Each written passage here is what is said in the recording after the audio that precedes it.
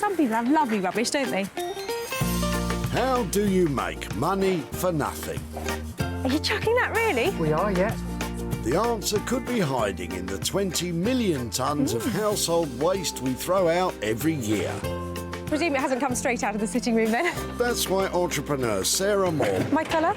wants to get her hands on things before they hit the skip. I'm a passionate buyer, maker and user of old stuff, and I've turned that passion into a money-making business. I make new stuff out of old stuff, and I sell it for a profit. And with some of the country's elite designers and makers. What do you think? I think it's beautiful. Is that it? Yep. She can transform her finds into desirable, Absolutely amazing. valuable, Goodness, I love it. and let's hope, saleable items. Oh, my word.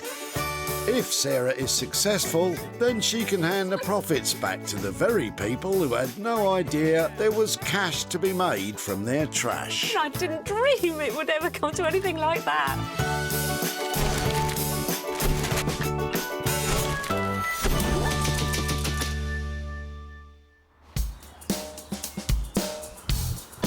Welcome to the Whitley Recycling Centre in Surrey, where the rubbish never stops and neither does Sarah Moore. Not until she gets what she wants. It's a bright new day and I'm going to have anything in here that I think can turn a profit. I'll take your trousers, your toaster or your sofa. Trousers? Steady on. Sarah has her sights set on 3 items that she can save from certain doom and put back in your living room. I like the look of your fence. Thank you.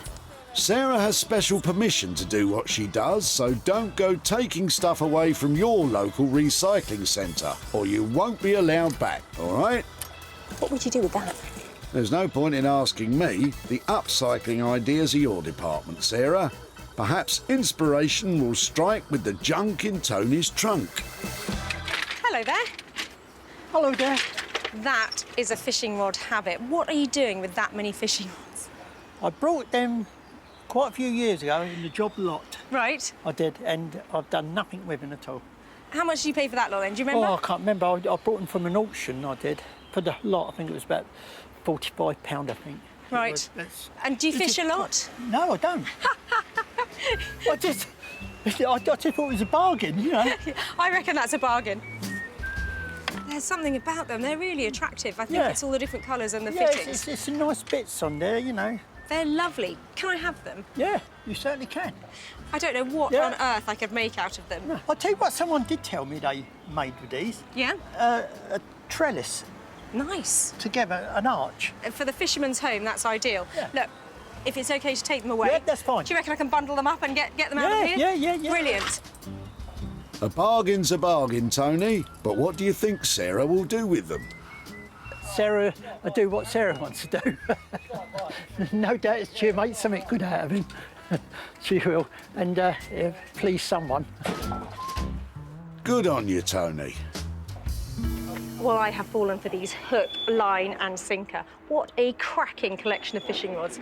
They've got beautiful detailing on them, they've got fantastic fittings, and there are hundreds of them. So the money-making potential here is massive. And Sarah's got some makers in mind who will be up for the challenge. Meet Josh and his best pal, Ollie.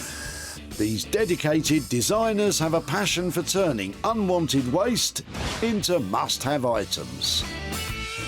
I think getting the salvage materials from Sarah, it's like, it gives us a really good opportunity to do something completely different. So it's actually a really good design process and it gets us thinking and, yeah, something that we would never do normally. Yeah, I think it's great to have that vision of how something can be transformed and then actually be involved in making it happen. Let's hope the boys are as excited as Sarah by the fishing rod's potential.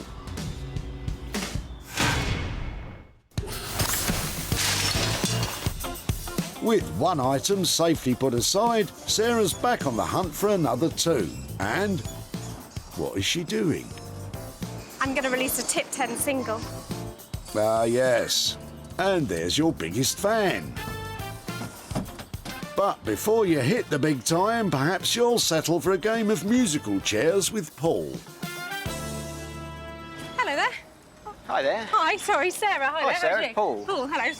Nice chairs. They're lovely chairs. Can I have a look at one? Yeah, take a look. Where are they from? They're actually from a neighbour. She's in the process of moving, and she would like to keep them, but it's just, you know, it's she not downsizing? practical. Yeah, she's downsizing. It's not practical, so she said, unfortunately, they've got to go. So do you think are they garden chairs, or where were they in her house? Do you know? Well, they were in stowage in the shed. I think they were still stored in the shed, and you know, she hadn't used them for a while. What do you reckon? A pair here, barley twist things on them. Maybe they're sort of 1920s, 1930s, Yeah, that I mean, kind of thing. You know, she wasn't sure herself. 1920s might be right. Lovely. Barley twists are the corkscrew-like details which had a revival in furniture during Queen Victoria's reign in the 19th century. So would it be okay if I took them away? Yes, please do. Yeah, I'll be more than happy. I mean, it'd be wonderful to see somebody do something with them, to bring them, you know, that they can be used again. Well, I'm going to take this one away and I'll be back for the other. OK, lovely. Right. Thanks so much. Thank you very much. A pair of chairs with a bit of barley twist. Great find. But what does Paul think is in store for them? There'd be fantastic garden chairs, or maybe, you know, conservatory, who knows? I mean, but there'd be, whatever it is, I know they'd be good. Well, what do you reckon? What a lovely pair of chairs. They've got barley twists at the front, they've got brown seats and cream arms, but that can go. And what you get left with is a pair of super saleable chairs. And I know just where to take them. Norman Wilkinson, aka the Titan of Timber. He uses his years of experience to create handmade, one-of-a-kind furniture that will last a lifetime. Oh, the reclaim is great because it's, you know, if you're making a tabletop out of reclaimed timbers and everything, no two tops will be the same. So it's tactile, it's always got its own mind. It's beautiful. I hope that people will see when they buy it that we've put our heart and soul into it, and, you know, we put as much love as we can, so hopefully that comes out into it. That's good to know, Norman, because you're going to have to dig deep for this project.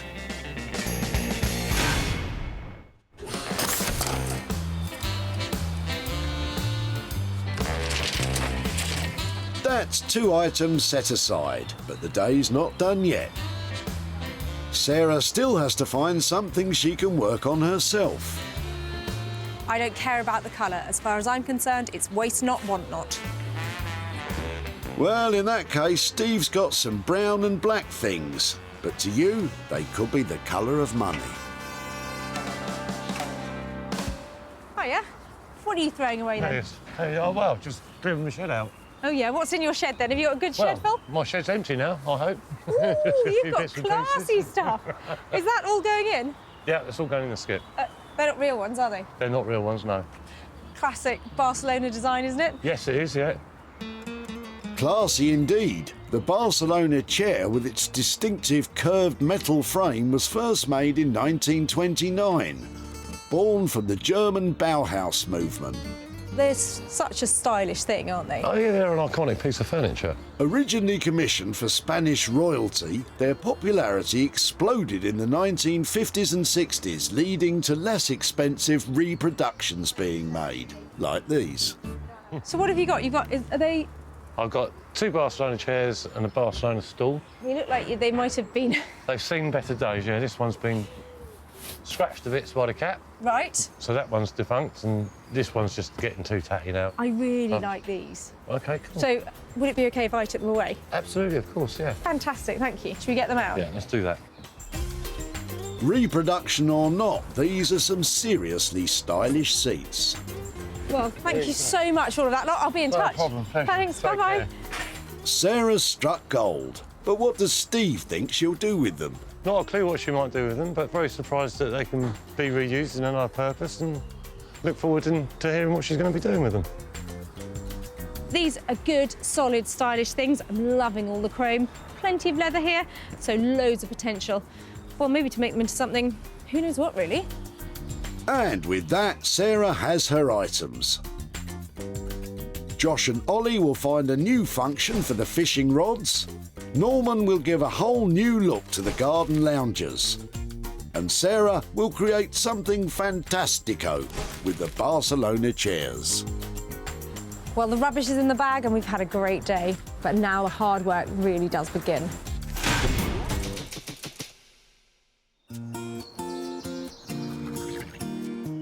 Deep in the heart of the beautiful Sussex countryside, Sarah's trundling along with a bundle of fiberglass fishing rods. Woodworkers Josh and Ollie are always up for a challenge, but Sarah might have gone too far this time. We're looking forward to getting started with another project and seeing what weird things she's got for us. Oh, Ollie, just you wait. Well, I was so excited when I found all of these fishing rods in one place at the recycling centre. They're beautiful, they're colourful, but I think they might be a little bit tricky to upcycle. But I've got two great friends in mind, Josh and Ollie. If they can't do it, nobody can. Or they could just tell you to sling your hook. So, first impressions, what do you think? Take them away. They're not that bad, they're not that bad. And there's loads of them. They have to be usable because there's so many. It's just going to be quite a difficult project to tackle, isn't it? Sorry, Josh, but I'll make the fishing jokes round here. I don't mean to be shellfish. They have got some strength in the handles that could mean they could be used for furniture, and they've got great flexibility in the ends. It would be really cool to use the flex in some way. Yeah. You know, that's like an intrinsic part of a fishing rod, isn't it? So I reckon they would lend themselves quite nicely to seating. Yeah. Because of the flex, you can kind of form a nice shape with them. Well, that sounds great, because I think they will make a really good organic shape. So it's just what kind of seat do you want to pitch at? Anything with like a nice, like say, like a nice flow to it. Like a kind of lounger, something like that. Yeah, I'm loving that. They've decided on a fishing rod lounger chair. It doesn't sound too comfy, but if anyone can do it, it's these boys. Now, down to business. Lounge seat price. What if we were to say 450, 400 maybe? I think that's fine for a big designer chair out of this lot. 400 if it comes in at 450. I think that'd be all right. Okay, cool. Yeah, I want to make a fishing joke, but I'm just going to say good luck. Thank you very much. See, Sarah knows better than to steal my jokes. I know I said I like to challenge, but this is a little bit crazy. It's probably the weirdest one we've had yet. Yeah, but yeah, I'm sure we'll come up with something. Well, that is one project that is certainly going to keep those boys busy, but the world's first fishing rod chair, that is something that I cannot wait to see. Sarah and the chaps agreed a budget of between £400 and £450. Was a lounger the best choice for this project, or have the boys made a rod for their own backs? From West Sussex to the East Sussex village of Hellingley, where the locals enjoy a gentler pace of life. Whoa, slow down there, fella. Now, back to business. Sarah's brought along the pair of dated garden chairs to the man who lives, breathes and eats wood, Norman. Well, he probably doesn't eat wood. But what will he make of Sarah's latest find? What she brings will be fantastic, or I'll scratch my head and wish she turned around and go the other way. So, yeah. Norman, this is definitely a head-scratcher. Well, look at them. You probably couldn't get less desirable and more dated than these chairs. They've got barley twists, they're beige, but it's all right because I brought them to Norman. He's going to absolutely love them. In my dreams. Oh, that's heavy. Oh, missus. I don't think you're taking my chairs seriously. What is the plan then, boss? I thought reposition these as steamer chairs so they look like they should be on the deck of a luxury yacht. You've obviously been on lots of luxury yachts, have you? Only in my dreams. Excellent. So this is adjustable. It looks pretty uncomfortable like that, but I think better when it's at max tilt like that. Now it's comfortable. How about having that piece at the back mirrored with a piece at the bottom so that they then become loungers for laying out on, for bathing Loungers. on. Loungers. We Is can have them. that how you lounge? Lounge. Now, come on, you two. Try and take this seriously. Okay, so if we strip it all apart, take them to the sandblasters and hope they can get all the paint off. Yeah. Take this lot out, and then somehow we're going to make this leggy thing work. So you'd have a loose cushion on it, wouldn't you? So that you could just bring the We cushions can have in. little ties on it, can't we? Yeah, Things. lovely. You know, Your feminine getting side into my coming feminine out. side again. Yeah. Oh, they're as bad as each other. Could you fold it away so they could be used as a normal chair as well then? So the plan is to create 2 steamer-style luxury loungers by adding new footrests. Now, enough of the hijinks, it's time for the serious stuff. Money. So the cushion's slightly tricky to price up at the moment, but can you give me a price for refinishing and creating this lovely luxury steamer effect? 175 quid each. I think that's fine. We're creating something that is a vintage, luxury-looking item. There you Thank go. you so much. Keep in touch, all right? We will. There you have it, Norman. How are you feeling about that? I feel as though I've been spoilt, so I can't wait. Do I detect some sarcasm? Well, I don't think Norman immediately embraced the luxury liner look, but I think once he gets his head around it, he's going to be cruising. With a budget of £350 for the 2 chairs plus extra for the cushions, Norman will really have to push the boat out if he hopes to pull in the pounds.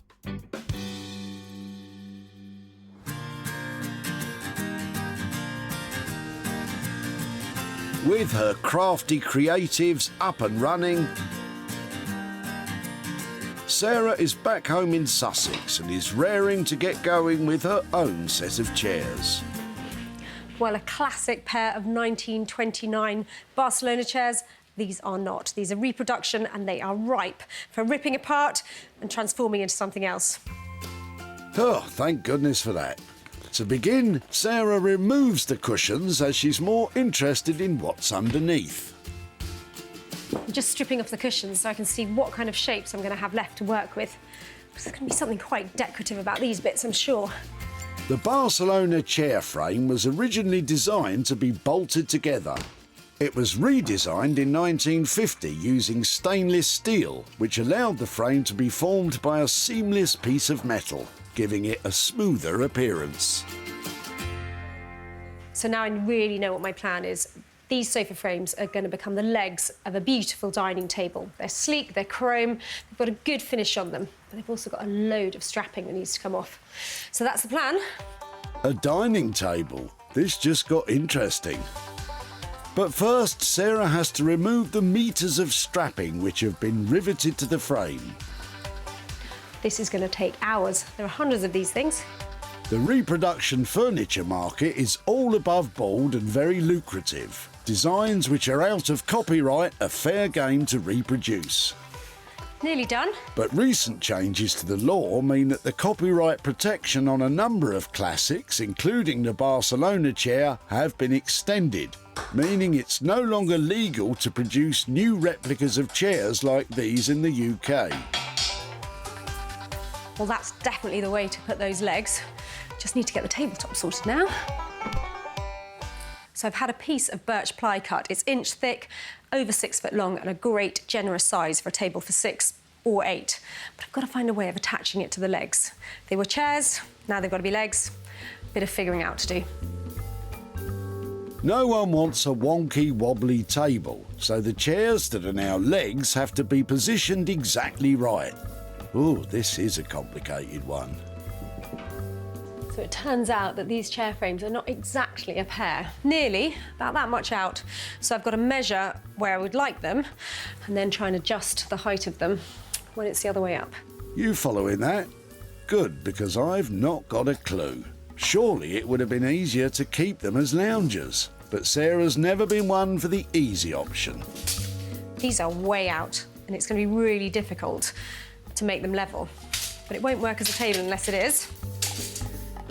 So I better find a solution. Could bend them. Well, if in doubt, bash it about. This isn't going to be easy to get it right. But get it right she must. Sarah's already spent £40 on materials to create the table. But if she doesn't get it level, this could be a bad investment.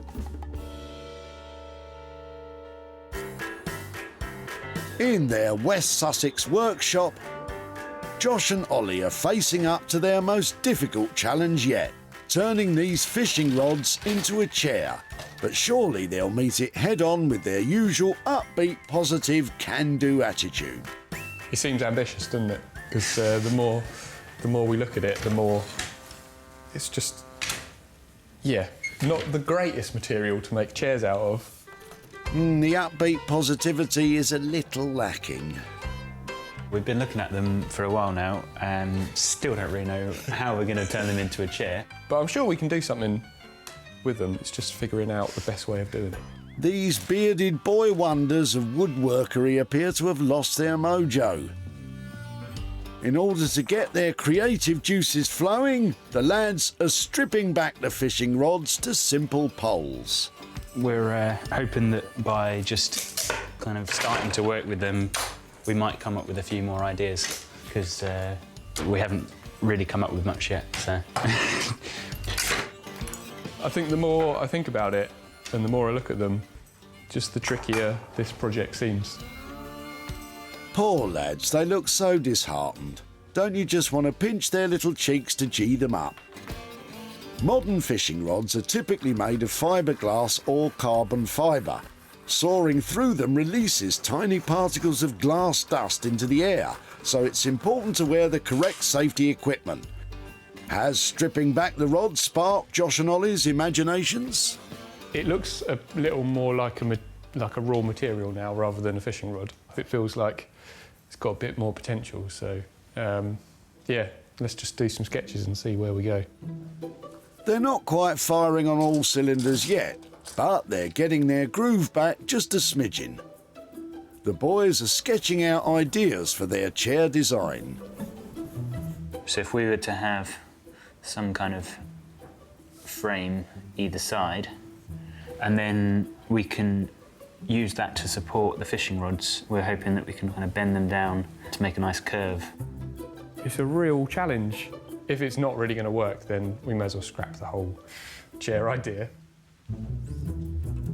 To test out the strength and flexibility of the poles, the lads are knocking together a tester seat frame.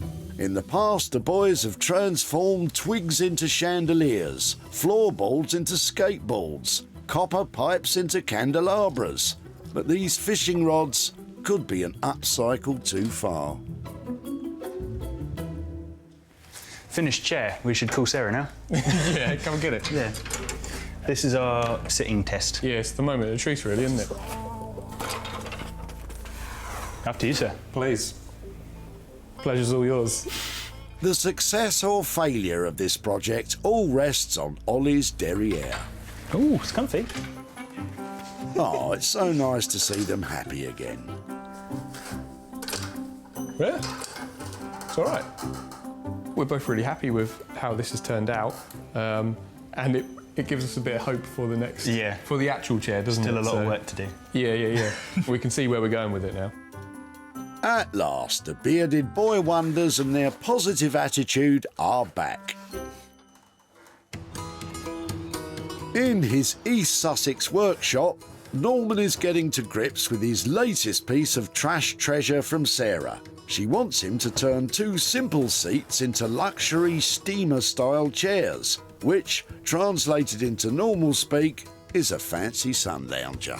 We've got to make them look, beautiful and ready for someone to slouch on it. Classy people don't slouch, they recline. So the plan is we're going to, we've got to take the seat out, take all the gubbins out. That's a technical term for bits and bobs. Because we need to put in the footrest. So somehow it's got to come down and flop so your feet can sort of like laze, like something like that. Such a graceful man. To create the footrest, Norman has to remove the seat. Oh, I've just found the £50 note in my dreams. I hate that upholstery. It seems to take hours just to get to where you need, doesn't it? All the little tacks and pins. Steamer chairs get their name from steam-powered ocean liners. In 2015, one that was recovered from the Titanic sold for over £100,000 at auction. No pressure, Norman. That's a bit of horsehair there. I said I could make myself a little wig, couldn't I? You know, a bit thin on top these days. I think I've got less hair now since I met Sarah, all the stress she caused. Oh, Norman, don't you worry. You've got a lovely shaped cranium. This chair didn't have this to begin with.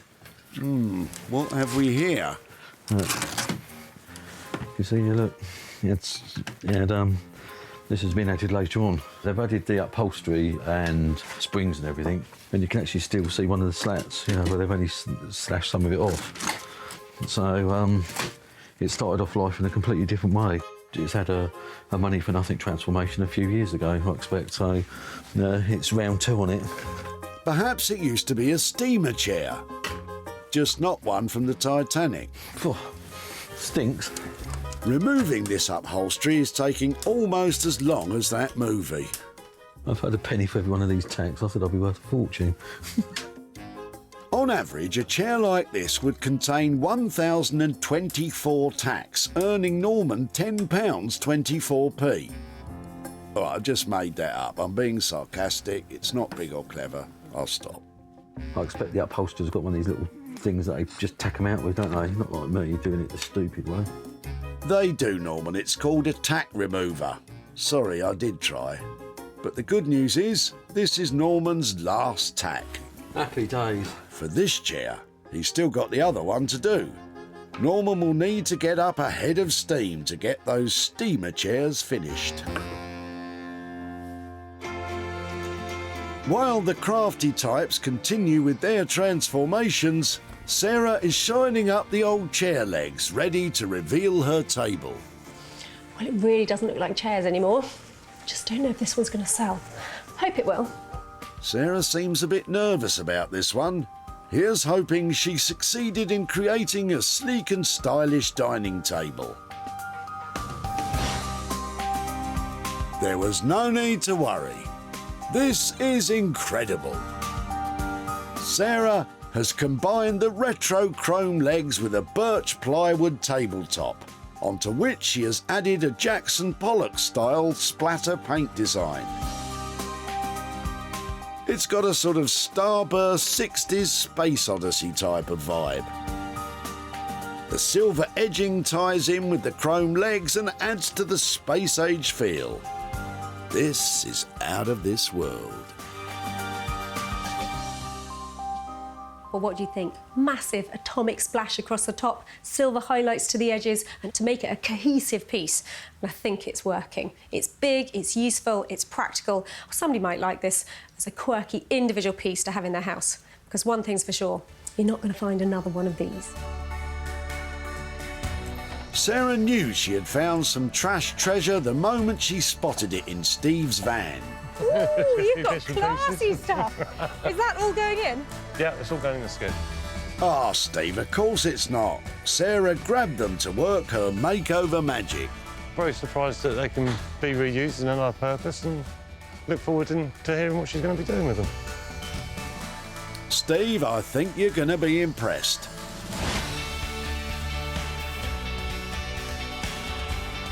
Sarah jumped straight online to drum up some interest. And in no time at all, it was sold. Now Sarah's in Elstead in Surrey to show Steve what happened to his chairs and to hand over some profit. Hello there. Hi, nice to see you again, Steve. How are you doing? Very well, thank you, yeah. So I said I would come to your doorstep if there was something to be done with your old chairs. Have you been wondering since I last saw you what might have happened to your old chairs? I've had a few thoughts, but you know, what are you going to do with them? They're chairs, I'm very interested to see. Well, actually, it was something that I worked on, and they were in our building at home, and I saw them, and I just saw something in them, and I thought, I know, no more chairs, I'm going to make a table out of them. So your chairs now look like that. What I've done is I've taken all the chrome bits off, stripped all the fabric off them. That is really groovy. It's got a splattered top and a silver edge. That is cracking. Really, that is just you should be so pleased with yourself. That's a cracking job. Oh, that's really sweet of really you to good. say. Now, would you recognise that as something that once was a pair of chairs? No, definitely not. No, and that is amazing. That is so good. Well done. Oh, Oh, thank That's you. brilliant. It has actually gone off to a wedding venue and they are using it to put people's wedding cakes on. So Fantastic. a new lease of life and some profit. I've got £134 That here is for your really old good. chairs. Thank you so much. Who would have thought? Have you got any thoughts about what you might do with that? I haven't really at the moment. I'm pretty intent to give some of it to charity, but we're looking to get some new furniture ourselves, so it might be nice to spend some of it on a chair or something for ourselves, so we can just remember that. And Lovely. Well, thank you so much. I really enjoyed doing that. It was great to catch up. good to see you, Sarah. Thank you Well ever so done. much. Thank you. Cheers. Bye-bye. Bye-bye. Sarah spent £61 creating the table. She sold it for an impressive £195, leaving Steve with 134 quid to split between a charity and some new chairs for himself.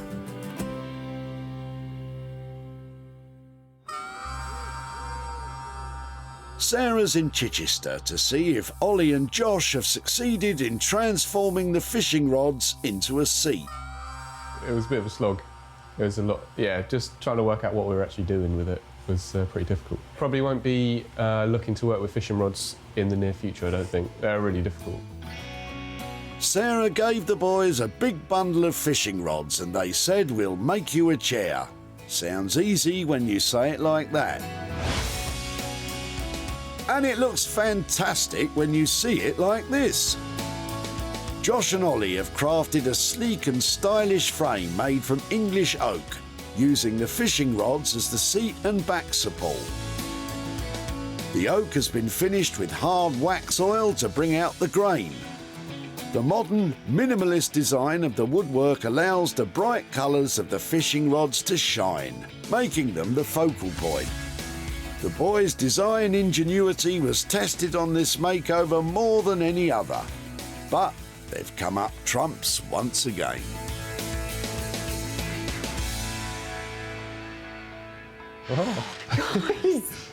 You've done it! That's amazing! Thank you very much. I imagined it might be some sort of old-fashioned cane furniture. Yeah. Was it a total nightmare? Yeah, to be honest. Why did I imagine it was going to be a total nightmare? Yeah, it was really horrible to work with, those fishing rods. And actually, like, thinking of an idea that would work it just took us forever. So it's been a really tricky one.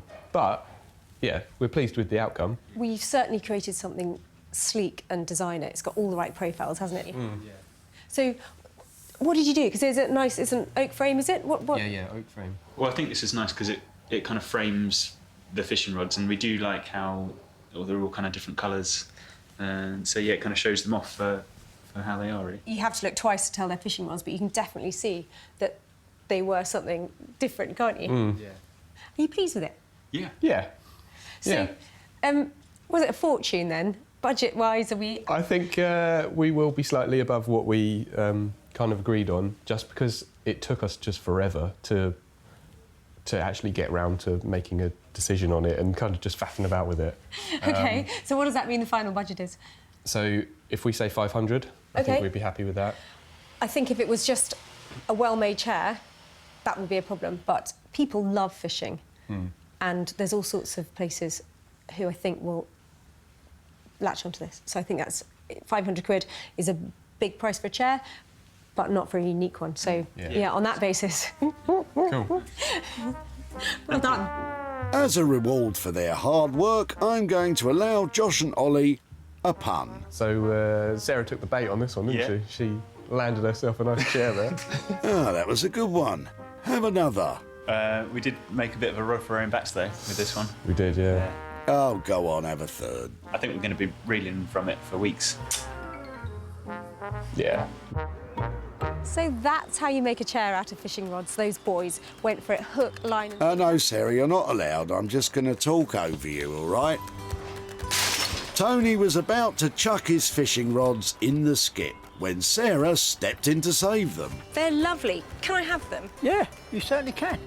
While Tony had an idea or two what to do with them, he knew who the boss was. Sarah, I do what Sarah wants to do.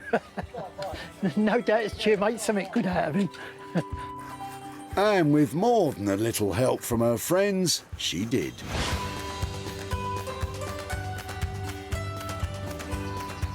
The Arundel Arms Hotel in Devon snapped up the chair, and General Manager Matt was chuffed to bits with it. The chair is absolutely amazing. It fits so well in here with the hotel and what we do. The guests here are just going to love the chair so much. Now Sarah's in Godalming in Surrey to show Tony his new look fishing rods and hand over the profit.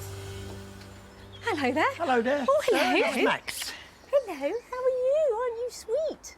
Such a nice boy. Now, I have been looking forward to catching up with you because I think you might be a man after my own heart. Yeah, I probably am. What were you doing with 40 fishing rods?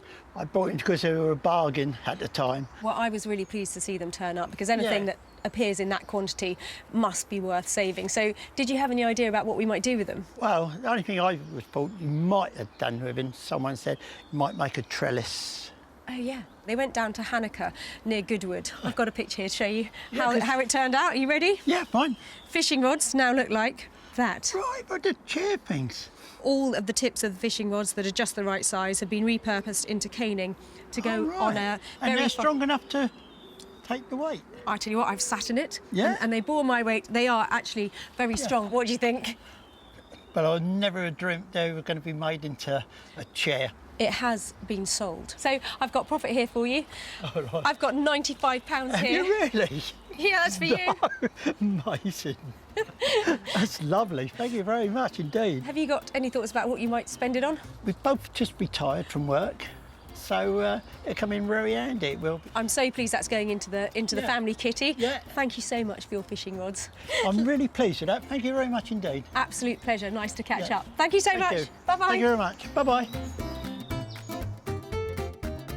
Josh and Ollie's final costs came to £500. Sarah sold the chair for an incredible £595, leaving Tony with a profit of £95.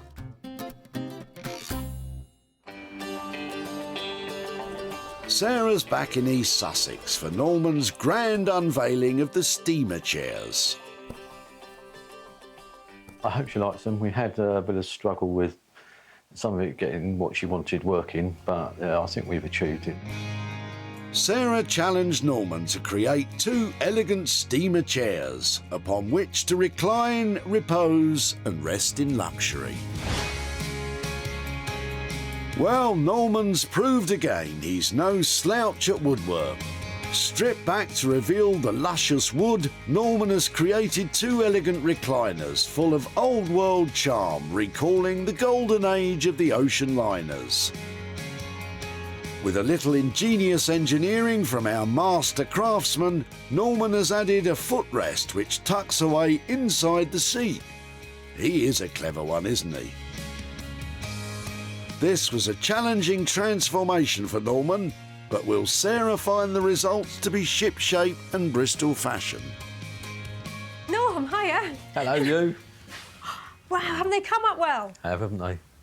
That stripping's really worked, hasn't it? Yeah, it worked really, really well. Show me how they work then. Oh, yeah. Is that the mechanism? I mean, it was a bit of a job getting it to work, but we worked it out in the end. So we put it out, and it all flops down, and then to stop it from falling down on itself, we've had to come up with the arms. So they lock in. Fantastic. There, and then Bob's your uncle. There you go. Uncle Robert would be well impressed with this. But while it may look the part, does it feel the part? Gosh, they're really comfortable, aren't they? Yeah, I know. I think you've done really well to make them this luxurious, and it's very clever having that bit. It did test us a little bit because getting the mechanism the right way, but they actually sit really nicely, don't they? They are really comfortable. It looks lovely, and I think that must have been an absolute nightmare trying to work out how to do that. Yes, we did. Yes, I could have had a meltdown, but I didn't, so... So now might be a good time to ask about the price then. Budget, yeah. We had a budget of £175 each. Yeah. But with the upholstery, was going to have to charge an extra 25 quid. So they come in at £200 each, but I think they're a cool-looking chair for that. Yeah, I think you've done a good job. I mean, they really weren't attractive before, and you've repositioned them, you've made them much more versatile than they were, and that, I think, is going to help sell them, because they're really good. Well done, Norman. Why don't you have a little celebratory sit down? You could stay here now for the rest of the day, couldn't I? No, because I've got to get these sold. We're not going to sell them sitting here. Come on, let's get to it. I don't have to, you do, so thank you very much. Off you go. Nice to see you. See you nice. Bye.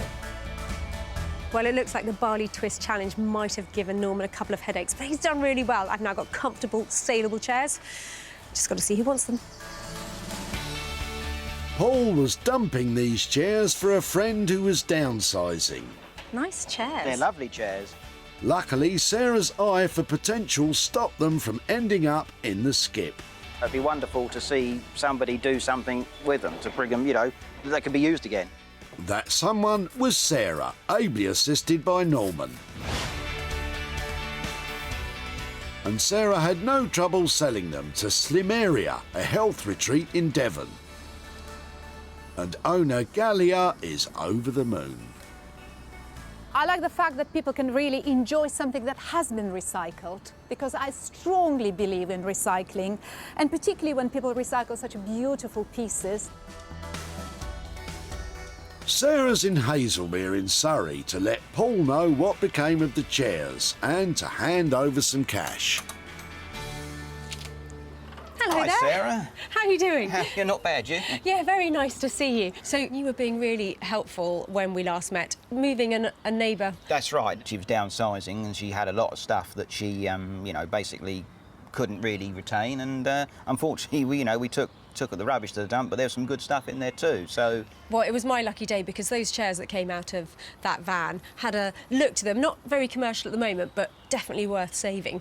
We thought we'd give them a little bit of a twist. So yeah. I took them down to Sussex where fantastic maker Norman decided they needed refreshing. So he has actually turned them into steamer chairs. Wow. So your chairs now look wow. like that. Gosh, that's fantastic. He took all of the old paint off, gave them some new cushions, made special sections for the legs. What do you think? I think that, well, it's amazing actually what he's done. Well, he did do a good job on them, and they've been sold, and I'm pleased to say there's some profit from them as well. Oh, really? Oh. There's 35 quid there for those old chairs. Well, that's not bad. Thank you very much, Sarah. Well, that'll do. Yeah, that's lovely. I mean, you know, profit, who can argue? And have you got anything you might do with 35 quid? Yeah, maybe bits for the computer possibly or something, who knows, but Excellent. no, I'm pleased. I'm just pleased that they, you know, somebody made you, they've been sold and someone's made use of them, so that's a good thing. I'll try Excellent. them out. Thank you very Lovely much, to catch Sarah. up. Lovely to see you again. Yeah, take care. Bye. Norman's total costs came to £400. Sarah sold the chairs for £435, giving Paul 35 quid to buy bits for his computer. Lovely stuff.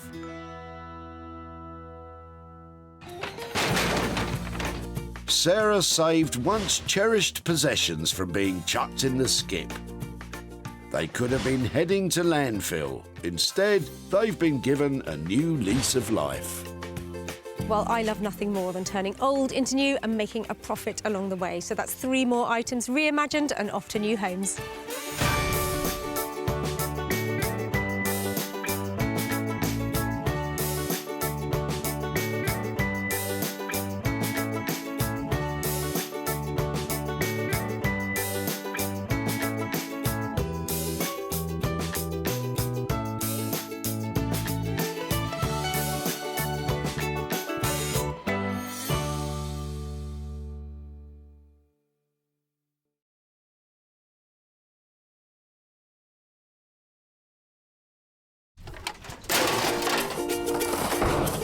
It's like waiting for the ships to come in, isn't it?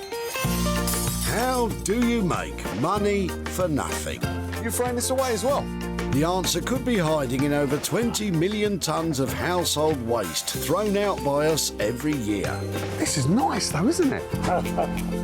That's why reclamation expert Jay Blades wants to get his hands on things before they hit the skip. I've been a builder, I've been a philosophy student, and now I'm a furniture restorer. So I know more than most about transformation. I revamp the old into the new and then sell it on for a profit. And with some of the country's elite designers and makers, They do need a little bit of fixing. Yeah. A little bit of love. he can transform his finds into desirable, You've got to stop doing this to me. valuable, Wow, this is amazing. And hopefully saleable items. You've done a brilliant job, mate. Brilliant job. If Jay is successful, then he can hand the profits back to the very people who had no idea there was cash to be made from their trash. I wasn't expecting that. No. Dear me.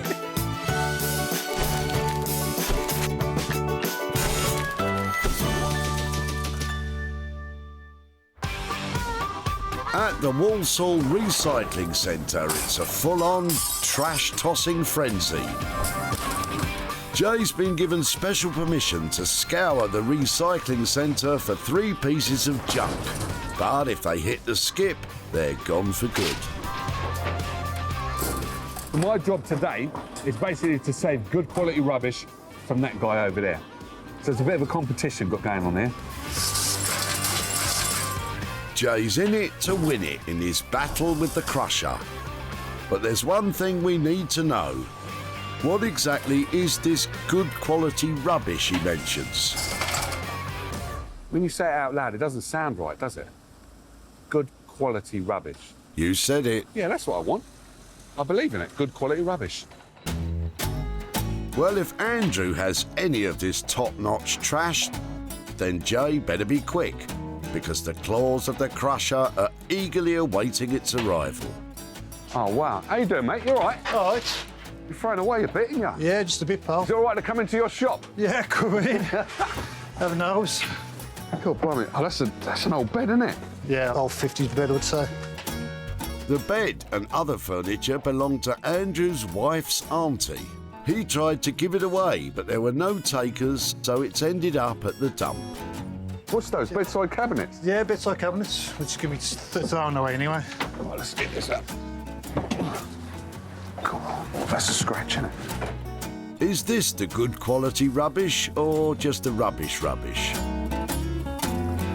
Whoa, now that's nice. Great, it's the good stuff.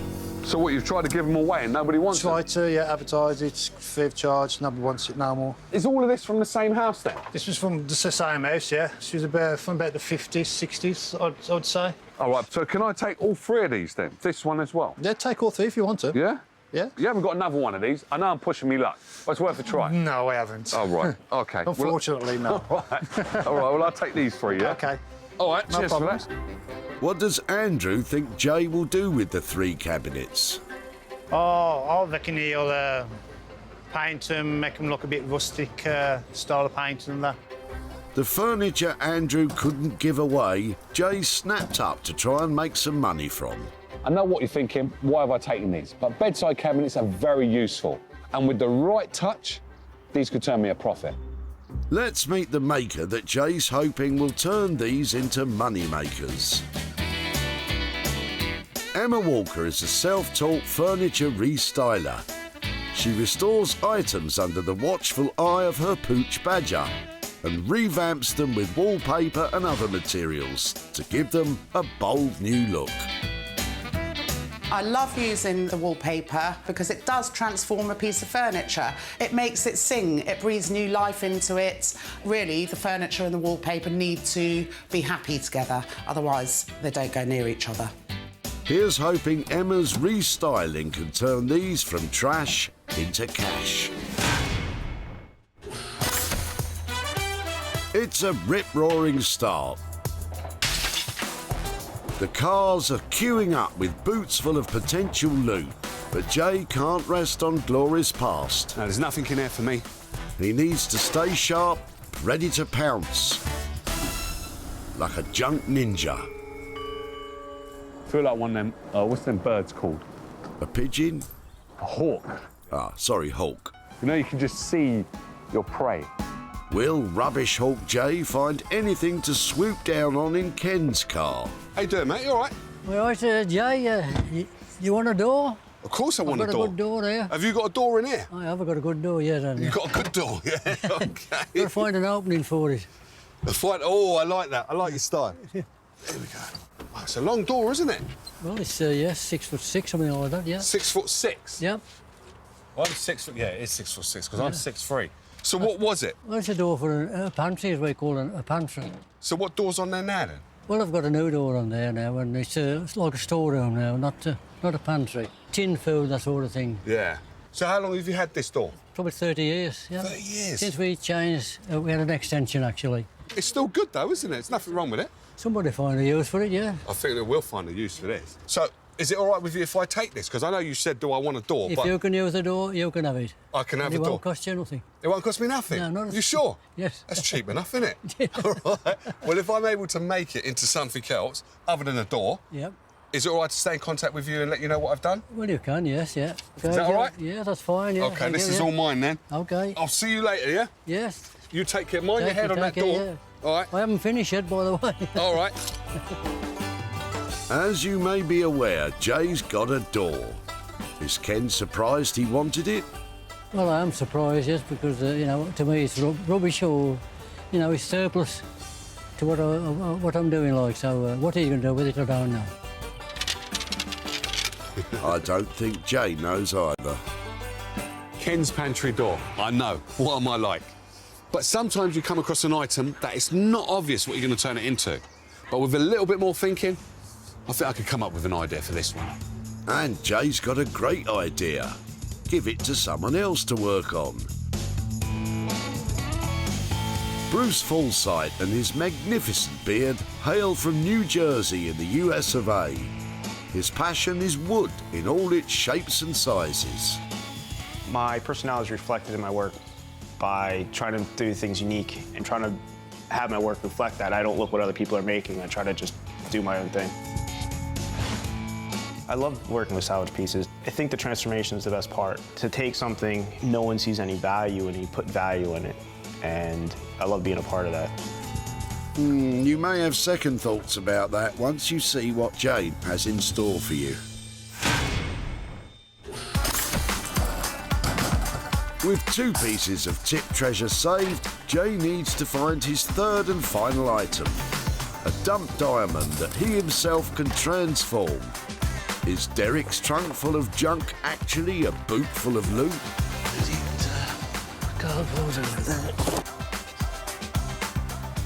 How you doing, mate? You all right? Yeah, I'm good. I'm Jay. You all right? Hi, Jay. I'm Derek. All right, Derek. So what's this? It's a steamer trunk. A steamer trunk? It's a steamer trunk. You know, it's the sort they would have taken on the Titanic, except this is not from the Titanic. This isn't from the Titanic, no. All right. But cool. it's the type they would have used, about 100 years ago or something like that. So it's like a suitcase? No, it's not. It's No? it's a blooming great big thing. Look at that. Oh, wow. I mean, you can get all sorts of stuff in there. So is this yours then? You had this? Actually, it's not mine. It belongs to a friend of mine who he moved house. He wanted somewhere to store it. He stored it with me. Right. I've had it for ages. I phoned him up and said, "I've had it for too long. Can I get rid of it?" And he said, "I thought you'd already got rid of it." And Right. I said, "No, I haven't." He said, "Well, no." He said, "You can dump it." So this is how I'm here today. To cut a very long story short, yes, it is his, kind of, and it could be this trunk's lucky day. So how old do you think this is then? I remember trunks like this back in the 1950s when I used to travel by train with my family. My dad was a railwayman. Right. And you'd see people with trunks like this on platforms, porters with their big trolleys with these on, you know, and that was like 60 years ago. All right. Is it all right with you if I take this then? You can take it away. You sure? It's all yours. Thank you. You can do wonders with it. Thank you so much. All right, I'm going to be off then. Lovely. See you later. Have fun. I will do. Is Derek happy Jay's taking away the trunk? I'm absolutely intrigued. I love to see it nowadays when people can do creative things with old stuff like that. And if somebody out there can make something useful out of that they can sell on and do and what have you, make somebody happy, that's great by me. It's worn and it's battered, but this has got history and character, which in my eyes means it's got potential. All I've got to do is get to work now. It's been a grand day out at the dump for Jay. He saved 3 bedside cabinets for Emma, Bruce will transform the old slatted door, and Jay will try and make the steamer trunk into something saleable. He's defeated his old foe, the Crusher, this time. Now that was fun. I've got my items. Now it's playtime. let the transformations begin.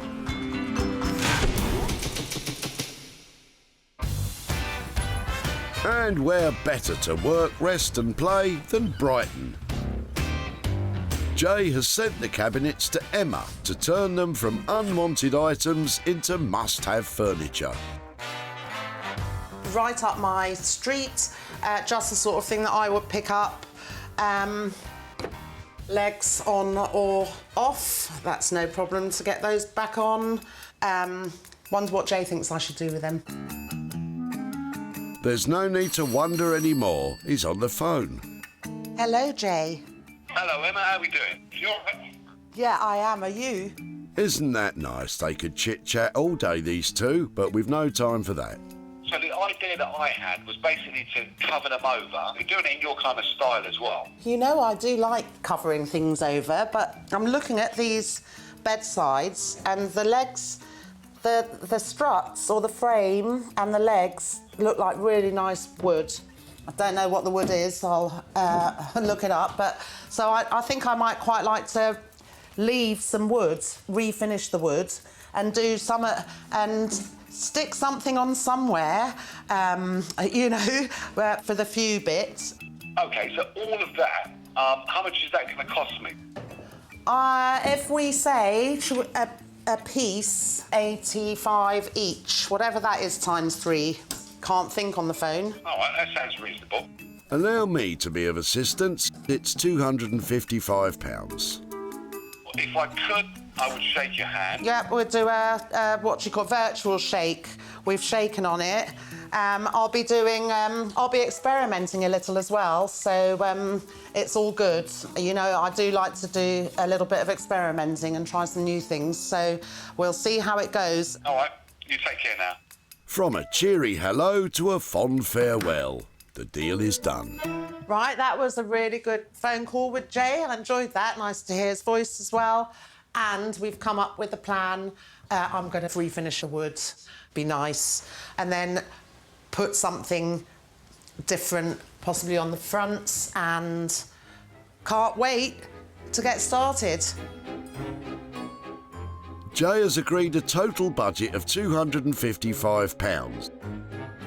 Let's hope Emma's plans to experiment on the cabinet still result in a stylish revamp.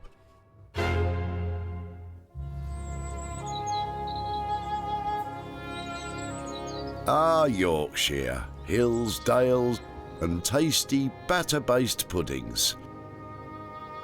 You might not expect to find a hip young furniture designer from America's East Coast setting up shop here. But that's exactly what woodworker Bruce has done. Jay's bringing him the slatted door. Jay's on his way. He's always got something exciting. He'll be here soon. Can't wait to see what he has for me. You've got to admire the positive can-do attitude of our American cousins. Don't worry, we'll soon rid him of that. Bruce, how we doing? Jay, what do you have for me?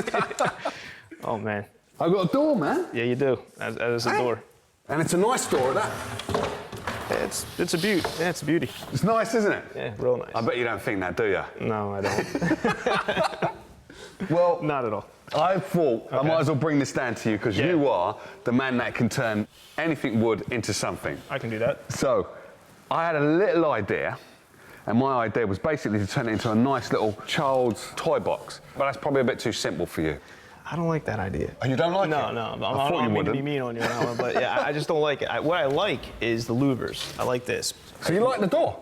No, I didn't say that. I said I like the louvers. That's what I said. I said I like the louvers. I think the louvers are cool. I think what we need to do is take these and make a chair out of the two chairs, I think, out of this door. I think we could cut it here, cut it there. Hold on, you just said 2 chairs out of the door? Yeah, chairs. Yeah, chairs. Really? Yeah, I'm saying chairs, yeah. Yeah, chairs. Let's do it. That was me trying a positive can-do attitude. Not a good fit. Bruce is your man for that, frankly. All right, I'm with you on it. I believe you. When you say you're going to make chairs, I believe you. I can't see it myself, but I'm not the one that's going to have to do the work. So, what kind of budget am I going to have to leave with you? 300 quid. OK. I'm going to have to wish you luck. I can't see it. So 2 chairs, £300 for 2 chairs. Yeah. I'm going to run before you change your mind. Right, I'm gone. Bruce, enjoy yourself. All right, man. Wow.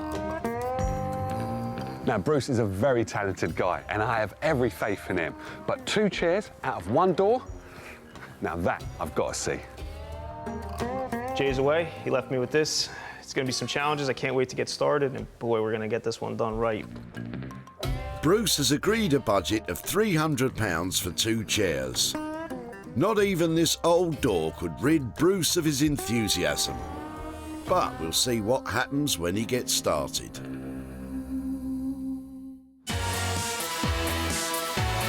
Jay has dropped off his dumped diamonds with his crafty types. Now he's in his Wolverhampton workshop ready to begin work on the old trunk. Now this is a steamer trunk, and basically it's got loads of character and loads of history, and I'm not going to wipe that all out by turning it into something completely different. It's a bit shabby, and I don't really do shabby. I've got to make this super contemporary, super slick, so I'm going to do it a nice light white colour. And inside, I'm going to have to think about that one. I want to put fabric in there, but if the insides are not strong enough, then I'm going to have to reinforce it. So, first things first is get stripping. Modern luggage is commonly made from a polycarbonate material which acts as a hard shell, or there's the soft shell type, often made from nylon or canvas. This trunk is made from a composite wood material which simply wouldn't work for modern travel needs. So Jay is aiming to reposition this as a storage box. Now I can see what I'm working with, and I think this is some plywood on the back. Should make it quite easy for me to line this with some fabric. Jay wants to give this vintage trunk a little va-va-voom, and the interior fabric will be an important element. But he hasn't picked out a design yet, so he's turning his attention to painting the outside. So I've got my trusty masking tape, and trying to find the end of these. You'd think it would be easy. If Jay fails to find the end of the masking tape, this whole thing could end in disaster. Got it. There we go. Disaster averted. Jay is going to paint the trunk white, but he wants to have a hint of its history. So he's masking the areas he doesn't want to paint. I always like to keep something of the original, and because this has got a bit of history, I think the dark wood is going to look beautiful against the white background. So the reason why I want to spray it white is because it's more appealing to everybody's house. This could fit into anybody's living room, child's playroom, and as it's used as storage, you want it to be universal. It's a good idea to wear a mask when spraying paint, and with safety precautions in place, Jay is aiming to create a pristine white finish. You might have to rethink that idea. Sometimes things don't work out, and this is one of those times. Now, basically what I've done is I've sprayed it with a chalk-based paint, but what it's done is identified all the problems. So the white's supposed to hide it and make it look perfect and beautiful. And look at that. Got it wrong. So far, he's only spent £3.75p on white paint. But this project's going to need a creative rethink. Back in Brighton, Emma is using an electric sander to remove the shiny varnish and dark stain from the cabinets. Current furniture fashion is for natural light-coloured wood, so her plan is to refinish them in the contemporary style.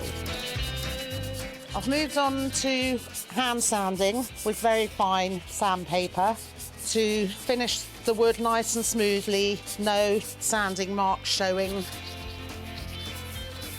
Give it a nice fine finish before I revive the wood with Wood Reviver.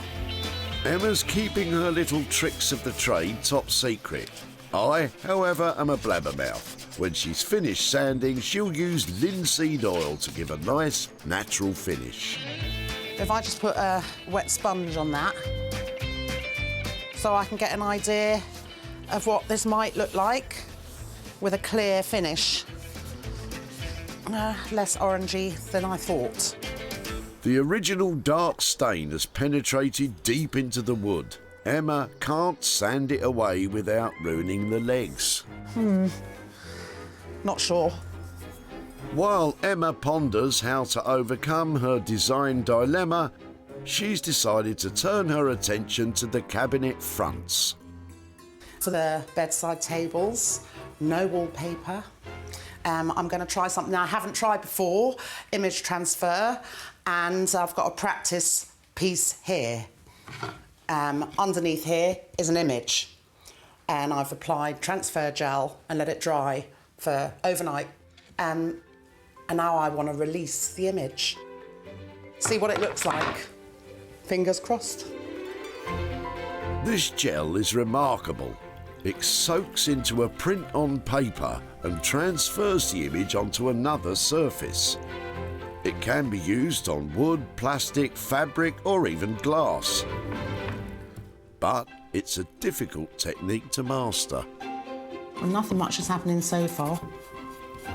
Emma has wet the paper and is gently rubbing it away to avoid damaging the transferred image.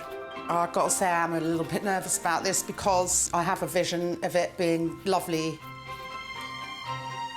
But I've never done it before, so I don't. But I'm quite excited, actually. I can see it revealing itself. This is quite a delicate operation. No, look, there. It hasn't worked there. Maybe I haven't put on enough gel. Often I don't do test pieces because I'm quite an impatient person. And for this, I really wanted to. Oh, can you see that? I can see it revealing itself. This might work. Just be careful. You don't want to rub away any of the... Oh dear. I've been heavy-handed and pulled off a whole lot here. So now I know what I have to be careful about. I think I haven't put on enough transfer gel.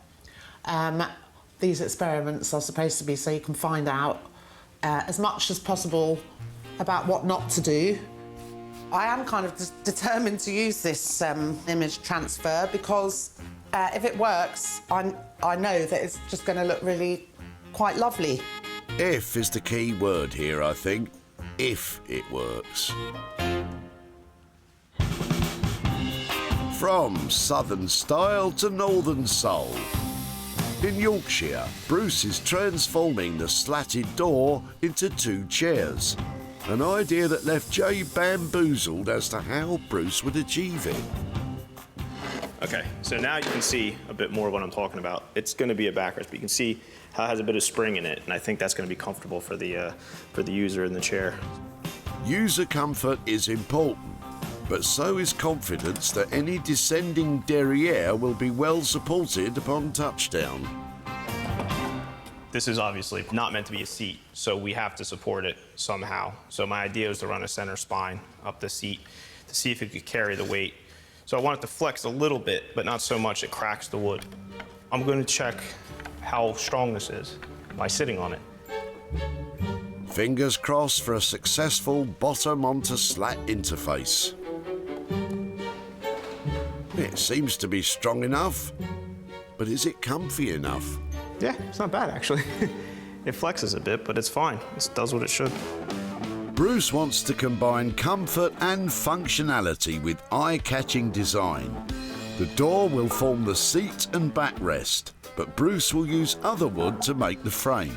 Right now I'm just kind of playing with some of these design ideas and with where I want this front leg to hit, where I want this back to go, how I want this to angle, where I want the backrest, all the arms, stuff like that. So it has to be comfortable, because in the end of the day it is a chair, but it has to catch your eye, you know, it has to be interesting to look at. To connect the cut-up door bits with his frame, Bruce is using a traditional carpentry technique. He's working with a joint cutter to carve holes in the old door and new wood, into which little pieces of timber called biscuits are glued. These biscuits form a join between the 2 pieces. Can someone get me a custard cream? So now what I'm going to do is I'm going to wipe some of this glue off and then get this clamped up. Just going to wipe a little of the excess off so I can see what I'm doing here. Clamping the biscuits in place is vital to ensure a strong bond. The glue will seep into the porous biscuit, which causes the biscuit to expand, creating a sturdy connection. Please stop making me say biscuit. Can someone get me a fig roll, please? As you can see, it doesn't necessarily look like a door anymore. It might not look like a door, but it certainly doesn't look like a chair yet. With the reinvigorating restylings well underway, Jay's steamer trunk to storage box transformation is nearing completion. It's caused greater than anticipated brow frownage for our upcycling junk genius. This old trunk has definitely given me a run for my money. It hasn't been easy, but it is looking good. Jay wanted to give this shabby trunk a chic makeover to create a cool and contemporary storage box. He's banished the fuddy-duddy browns with a bright and bold pattern. Jay lined the interior with a hard-wearing linen with a 70s psychedelic look. Jay originally wanted to achieve a pristine white finish, but discovered the chalk paint he was using highlighted the damage rather than hiding it. Instead, he settled on a matte dark grey. He left the wooden ridges on the trunk just as they were to keep a touch of its original character. Originally, I wanted it to be white, but the white made it look even worse. The grey looks beautiful. It shows up the timber, the original timber, exactly the way I wanted it. And the bit that I like the most, which is the cherry on top of the cake, is the inside. Just adding that little bit of J touch is that. Now, to me, that's a winner. Well, the proof will be in the profit. At the recycling centre, Derek was seconds away from slinging the trunk in the skip. So what's this? It's a steamer trunk. I love to see it nowadays when people can do creative things with old stuff like that. Well, here's hoping Derek approves of this makeover. Jay advertised the storage box for sale online, and it piqued the interest of vintage shop owner Diane. It was exactly what she'd been looking for. I'm super pleased to get this trunk today. It goes perfectly with my vintage shop. Now Jay is on his way to Derek's home in Walsall with a pocket full of profit and a story to tell about what has become of the steamer trunk. How you doing, Derek? Hello, Jay. Nice to see you. Yeah, very good. How you been? I've been good, yeah. Yes, I've sort of been keeping myself busy. And, As you do. As you do. So do you remember the steamer trunk that you brought down to the recycling centre? Oh, gosh, yes. Well, it was something I took on. Yeah. And what I wanted to do was just keep the character and keep it as some form of storage. OK. And what I'd done with it was... Oh, wow. That's amazing. You like that, yeah? Yeah, oh, I love that. I mean, that is... Now then, you'll pardon me saying, but that to me, psychedelia, that is, what it's all about. Oh, I love the pattern. Yeah, the fabric is delightful. I love the colours as well because they're so bright and vibrant and they sort of jump out at you. Yeah. So you approve then? I love it. I really do. I'm all for recycling. I'm all for sort of making something out of something else, and sort of moving it on rather than sort of just dumping it. Yeah, exactly. Simple as that. And I did manage to move it on, and I've sold it, and I have for you a grand total of £80. Wow, that is most unexpected and absolutely fantastic. What are you going to do with the money then? Right, this money is going to go to the Royal British Legion Poppy Appeal. Brilliant. Thank you, sir. Thank you, sir. That's absolutely amazing. That's made my day. Oh, brilliant. Thank you. You take care now. You too, as well. Bye-bye. Bye-bye. Jay spent £15 creating the storage box. He sold it for £95, earning a profit of 80 quid, which Derek is donating to charity.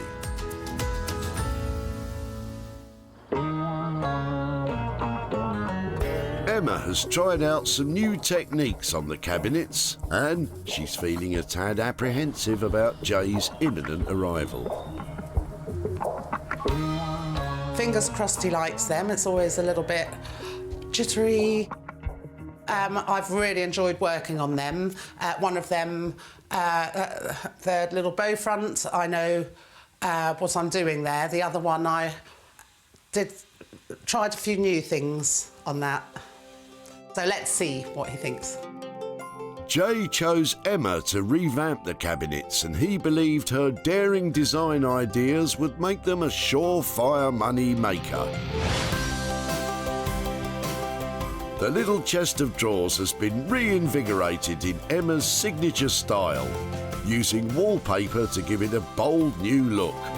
For the cabinets, Emma experimented with image transfer, using a print of a floral design from the 1800s by artist and designer William Morris.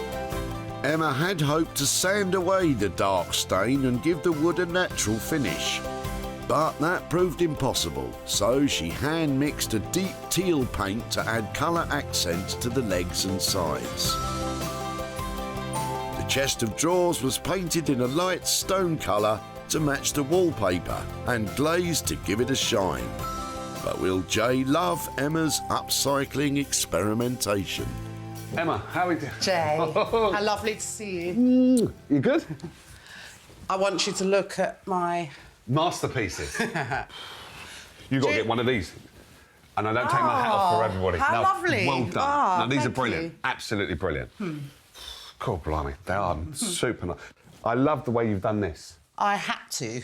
You had to? It was not my intention. I had to do that only yesterday because I refinished and refinished and refinished that wood, which is not something I usually spend so much time on. Yeah. And there were black bits that would never come out here. So when I put the oil on, it just brought out the black too much. So I thought I either have to paint all of them or... But so I left some of the wood, and I think it has worked. No, it looks amazing. There's a little surprise inside. What, there's more? Just a little one, small. All right. Because they're small bedsides. Okay. Because there's a mirror images, so these are bedside tables. This will be on my side of the bed. Yeah. And it says loving. Oh, cool. And this will be on your side of the bed. Oh, and I'll be it says sleeping. That's cool. And that's from a quote to do with William Morris, which I took this from. Oh, so this is a William Morris print now? Yeah, it's it's beautiful. Yeah, it's an image transfer that I've used transfer gel. It's the first time I've used it actually, and it was quite tricky. I had to hand paint some bits in, but that was quite nice because I'm a bit of a frustrated artist. But your design is perfect. So I left you with £85 per unit, £255 budget for all three. Yeah. So how did we do? We're going to stick at the 255. So you came in on budget. These look amazing. I'm happy with that because I've got a bargain. Thank you. You have got a bargain. I've got a big bargain because these are beautiful. But thank you. I'm going to be off. You're welcome. It's lovely to see you. Likewise. See you later. Emma has done a blinding job on those three pieces. She could have got it so wrong, but she's definitely got it so right. Now, all I've got to do is put them out there and see if anybody else likes them. At the recycling centre, Andrew was about to sling this lot in the skip. Whoa. They were the cabinets nobody wanted. It's just old stuff which nobody doesn't want no more. So what, you've tried to give them away and nobody wants Tried to, yeah, advertise it, free of charge, nobody wants it no more. Jay did, and he entrusted Emma to give them a desirable new look. Now Jay's at Andrew's home in the West Midlands to show him what has become of the cabinets. But has he sold them? Hello. How you doing, Andrew? How You you all right? doing? Fine stuff, how's things? Not too bad. I'm busy, but good. Good. I'd rather you than me. Yeah. So, do you remember the cabinets that you brought down to the recycling centre? Small. Yeah. The small one was there. You bought three, so you had one. There was one that was matching, like two bedside cabinets. Oh, right, yes. And then one that was kind of like a chest of drawers. Chest of drawers thing. Yeah. Oh, I do remember So, yeah. So. Well, what I did is I took him down to Brighton, and there's a lady down there called Emma. Oh, right, yeah. And what she turned them into, well, she didn't turn them into anything crazy, but she put her spin on them, and there they are. Oh, wow. They look Them cool, all don't they? wicked. You like That's that? proper cool. So she's painted them, rubbed them all back, changed the handles Changed as well. handles, yeah. That's cool. That is cool, isn't That it? is cool. I never thought of that. Please tell you, someone's bought them. Really? Yeah. and I have a profit of £70 for you, sir. Oh, £70? Yeah. Oh, bless. So what are you going to do with that then? I've got a grandson who's on the way in a couple of months' time and that. So I'll show Andy to him, but... so he's getting a present and he don't even know it? No, but he's going to have your name on it and the show's name on it inside the card. Oh, bless you. That's what I'm going to do. Thanks, much appreciated. Thank you very much. All right. Brilliant, cheers. Well, you take care then, And yourself, yeah, watch what you're doing. I Be will safe. do. Okay, All right, okay. Try, bye-bye.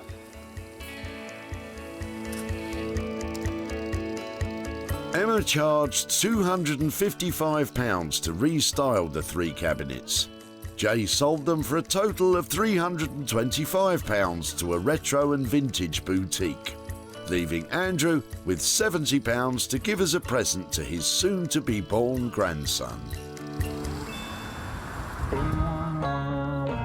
Jay's eye for a dumped diamond has resulted in 2 success stories. Will Bruce's chairs make it 3 out of 3? He brought me in that ugly door, and I have a huge, amazing surprise for him. I don't think he's ever gonna expect what I did with that door. For this old door, Jay needed a craftsman with upcycling ingenuity and a flair for design. Bruce is the woodworker with the wow factor, all right. Using the door to create the seat and backrest, Bruce also designed an eye-catching angular frame. Made from offcuts of Iroko timber and African hardwood, the geometric design combines style with structural sturdiness. To seal the wood and enhance the grain, Bruce finished the chair with a clear oil-based varnish. His attention to even the smallest detail is evident in the contrasting light wood used to cover the screws. It's time to hear what the boss thinks of Bruce's handiwork. Bruce, how we doing? Jay, how you been, man? No way. Yeah. Is this the chairs? That's the chairs. Well, you've blown me away, mate. These are amazing. Thank you. This is the doors that I dropped off. Yeah, these are the doors, the center bits of the doors. Not this bit here. No. That's all brand new wood. That's Iroko. But these are amazing. Unbelievable. You've just knocked it out of the park, haven't you? Thank you. You've totally smashed it. Well, looking at this, like the design on there is exactly the same design as the actual frame. Well, it is, because I try to keep with the angle of the louvers to kind of design the chair. So I used it to inspire the chair design. So that's why it's really angular. And that's why all the angles are kind of on the same pitch. So it was a bit of work, but in the end, it was worth it. It's more than worth it, mate. It looks amazing. But then also you had to strengthen the seat as well. Yeah, so there's a piece of wood running here to strengthen the seat. Yeah. So the louvers flex just a little bit. Yeah. And then they kind of stop flexing. Yeah. So when you sit down, they give a little, so it's comfortable. In the style stakes, Bruce has turned up trumps. But how do they feel to sit on? That's comfy. The seat's all right. The backrest is little. This is cool. So I left you with a £300 budget. Yeah. How did you do? We're on budget. Yep. Thank you, I sir. had the timber laying around. Yeah. It was fun to play with it. This is just... It was a neat project. I liked it. You've given me 2 beautifully designed chairs from a door, which I still can't get my head around. But no, all I've got to do is sell them now. So thank you. Thank you. I'll get these picked up. All right, I'll see you soon, man. And I'll see you soon. Take care. Wow. Now this is what it's all about. A door made into 2 beautiful chairs. Now that is a winner, if ever I've seen one. Ken was all set to sling his door in the skip, but Jay had other ideas. Well, I am surprised, yes, because, to me it's rubbish or, it's surplus. The door was surplus to requirements for Ken, but provided Bruce with inspiration and materials for 2 fantastic chairs. They were put up for sale online. It wasn't long before they were winging their way to the home of a private buyer. Jay is in Pelsall to catch up with Ken to show him what has become of his old slatted door and hand over the profit.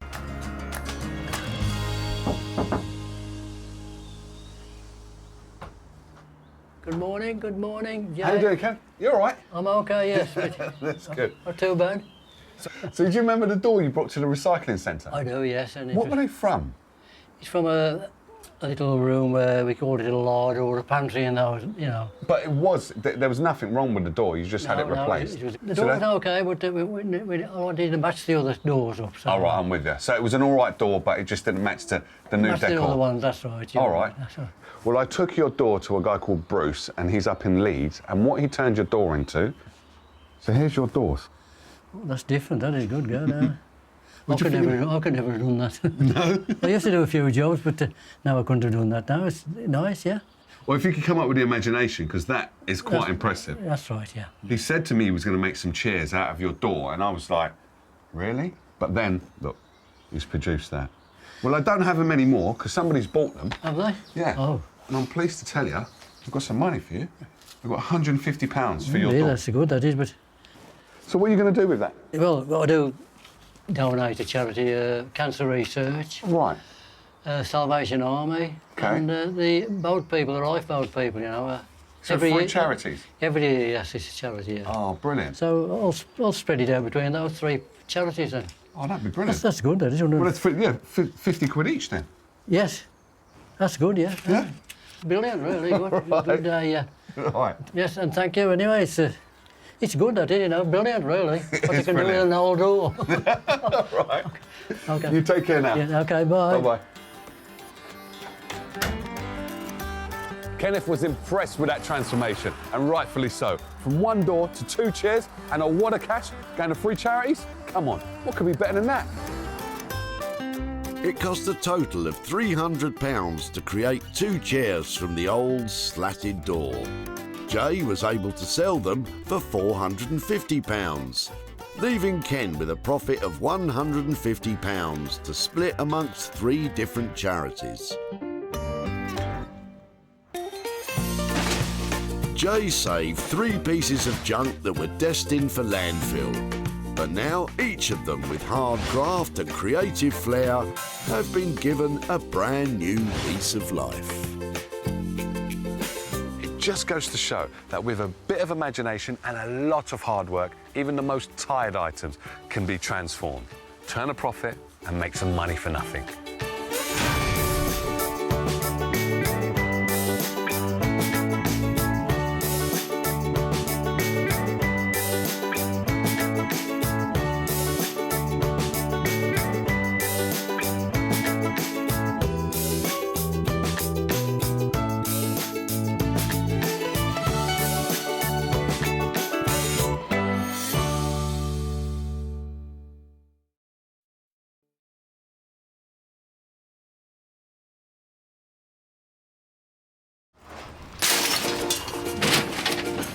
Now that is what I like to see.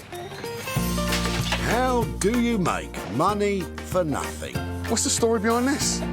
The answer could be hiding in over 20 million tonnes of household waste thrown out by us every year. So what are you doing here? You having a jumble sale? That's why reclamation expert Jay Blades wants to get his hands on things before they hit the skip. I've been a builder, I've been a philosophy student, and now I'm a furniture restorer. So I know more than most about transformation. I revamp the old into the new and then sell it on for a profit. And with some of the country's elite designers and makers. I know it might not look like much. So it's in a bit of a state. He can transform his finds into desirable, but like, wow, valuable, I can't get over it, and hopefully saleable items. Kev, you've done it again, sir. If Jay is successful, then he can hand the profits back to the very people who had no idea there was cash to be made from their trash. I'm shocked! Jay, I'm shocked!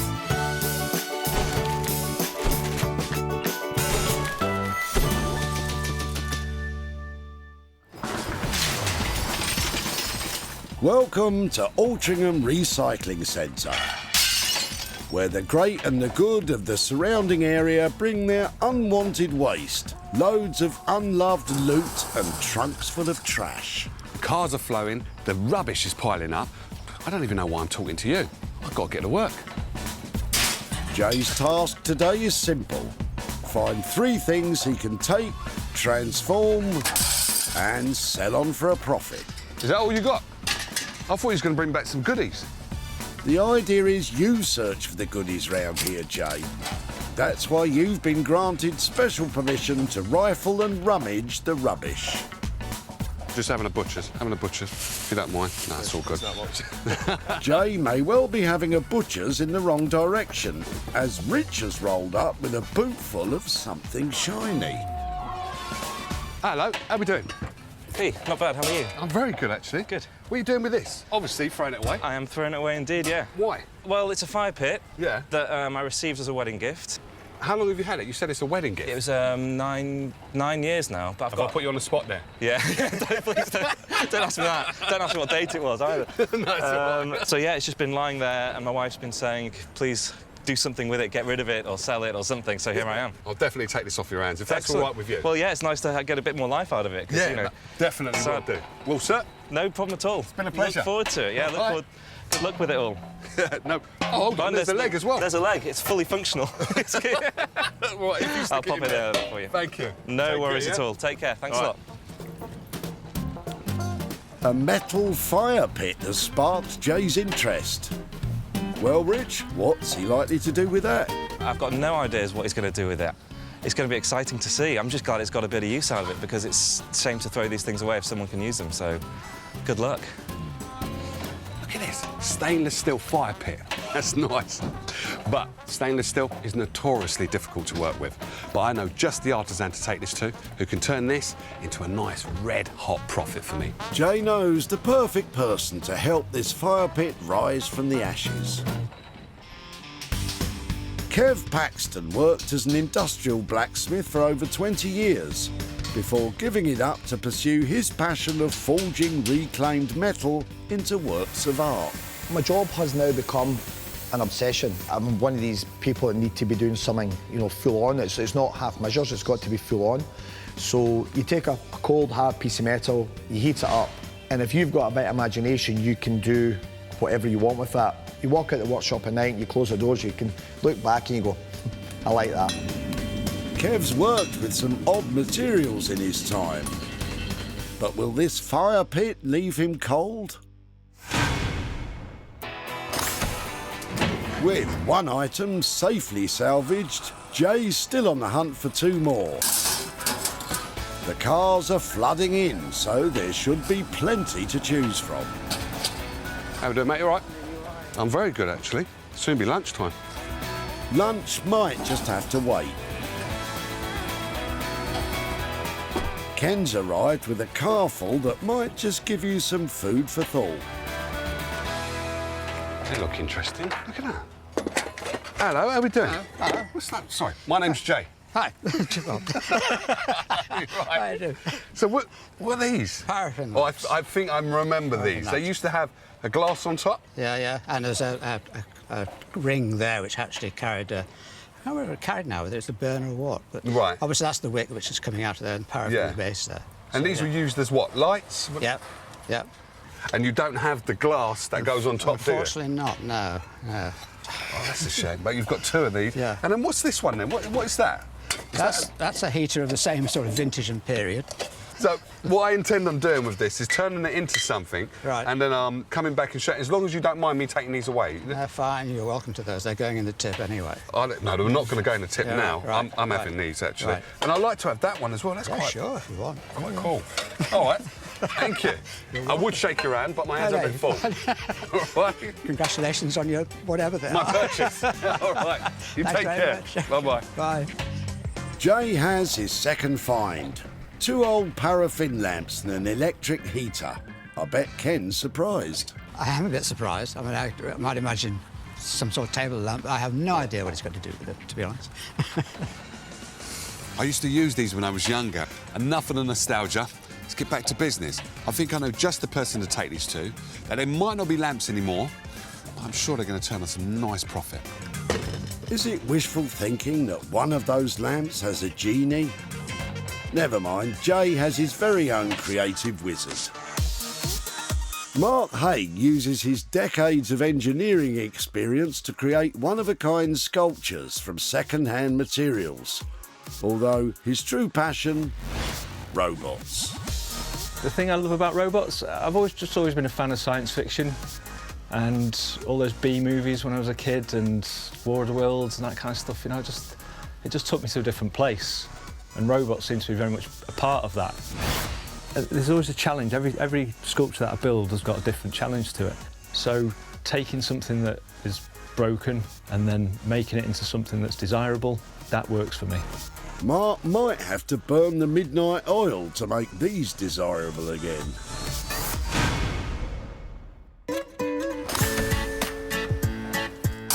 With only one item left to find, the hunt is on for something Jay can work on himself. I didn't want to get in there anyway. Garden waste, I'm looking for the gems. Well, if it's gems you're after, I've got some good news. Ronnie's arrived with a carload of potential diamonds. I recognise this style here, sir. Yeah. How we doing? I'm doing all right. You all right? Yeah, jump in. Yeah. So how long have you had this then? Oh, I've had it a few years now. Belonged to my daughter. So there's nothing wrong with it, is there? Nothing at all, no. OK. Seems quite solid. And what's that then? That's a small table, you know, like conservatory. You know what that looks like? You know one of them electric cookers? Yeah. Used to have the ring on it like that. That's right, yeah. It looks like a footstool though as well. Or even a footstool, you could have it, yeah. Cool, blimey. And it's just that she don't want it no more, no? She just doesn't want it anymore, no. No. Right. Well, if you don't mind, I'd like to take this. And you Right. can get rid of it this way. I think I've got an idea what I'm going to do with this anyway. So All right, yeah. It's all right with you? Yeah. I'll let you crack on. That's fine. Yeah? Good luck with it. All right, you take care then, yeah? Thank you. See you later. OK. Ronnie's daughter may have finished with it, but Jay's clearly got a plan. What do you think, Ronnie? Oh, very surprised that he wanted it. What he wants to do with it, I don't know. You know, maybe a bit of covering on it or something like that. Make it into a nice little armchair. Now, this is what I love. Perks of the job, where you're able to sit down whilst you're working. I can't sit down for too long. I've got to get this little beauty making me a profit, so I best get creative. You look very comfy there, Jay. The hunt for trash treasure is over. Kev will work on the stainless steel fire pit. The paraffin lamps and heater will be handled by Mark. And Jay, if he ever gets back up, will deal with the wicker chair and table. I'll call that a really successful day at the recycling centre. But now, the real hard work begins.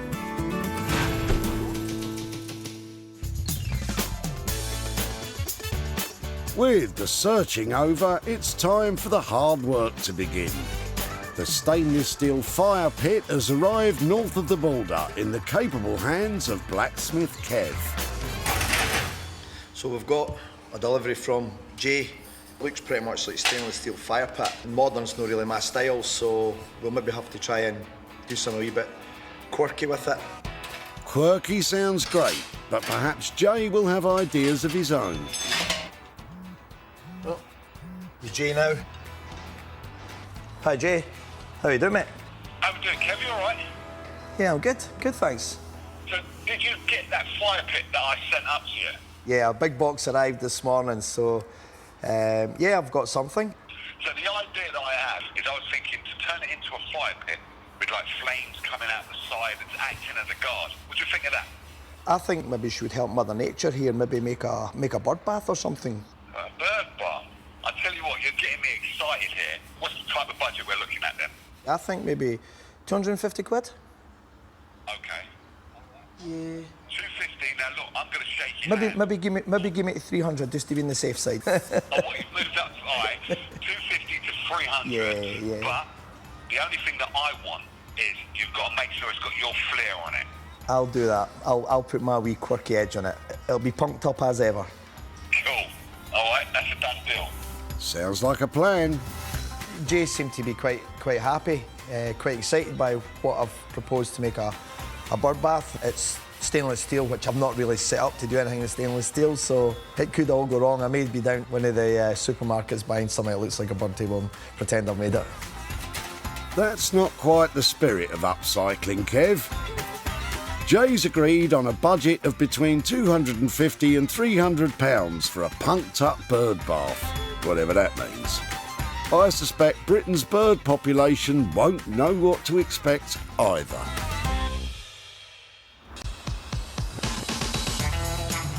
Manchester is home to 2 top Premier League football teams, world-class art galleries, and of course, Mark's workshop. Jay's in town with 2 tatty paraffin lamps and a rusty old heater for him. Aren't you lucky, Mark? So, I believe Jay's turning up today. I believe he's got some kind of lamp things for me. Not entirely sure what they are. Hopefully they're easy for me to work with. Hopefully I can work out some decent budget with the guy, because he's always giving it all that. But we'll see. I look forward to seeing him. So there isn't much call nowadays for an old paraffin light or a rusty old heater. But I know just the person to bring these to, hence why I'm outside Mark's studio. So let's go and show him what I've got. Let's hope Mark will be able to give them a whole new lease of life. Mark, you in here? Yes, mate. There he is. How we doing? I'm all right. What have you got for me today? I've got something good.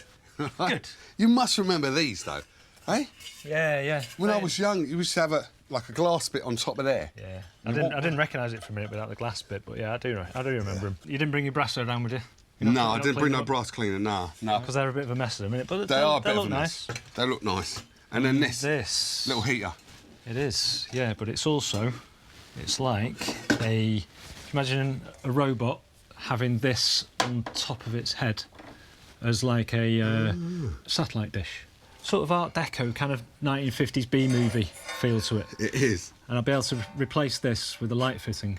Oh, so cool. There is a bulb in there, like an Edison bulb in there that looks like shining out the light. Yeah. Radiating off of that. Yeah. So that's the kind of idea I had, like having this was going to be the eyes. But that's not it's not the case, no. I think these need to be nice, solid, chunky legs. Yeah. And then there'd be like a wooden box on top. We'll go with that mahogany feel with some brass dressings on it to make it look nice and interesting, some cogs and wheels and stuff. I like the sound of that. Mark's plan is to make a robot-like lamp. It sounds great, but we haven't spoken about the budget yet. So I'm excited about this already, and it's something I would want to buy, but I don't know what the price is going to cost me first and foremost. So how much is this going to cost to build? Seeing as you've bought me such nice bits... Yes, please. That's a discount, isn't it? See, I know it. Try to do that southern thing. It's worth a try, isn't it? I've got to try these things. You've got to try it, but look, I think... Nice bits. I think that by the time I've put all the work into it, I think it's going to be a £200 build. £200 build? And I'm going to have mahogany in there? Yeah. I'm going to bite your hand off. That's a deal, mate. I like the sound of that. Yeah. So, before you change your mind, I'm going to be off. See you later. Have a good one, yeah? All right, man. Right, have fun. If you're rubbing that lamp hoping for a genie to grant your wishes, Jay's already checked, and you're on your own with this one. There's quite a bit of work involved in actually getting the stuff up to scratch before I actually start building with it. So that's the difficult part of it. When I actually get into the build, that's the bit I really enjoy. So I'm looking forward to that bit. I think I got a real bargain there. There's loads of elements for £200. I think my profits are going to be off the radar. Don't you mean off the scale? Either way, with an agreed budget of £200, let's hope the robot will weigh in with some serious profit.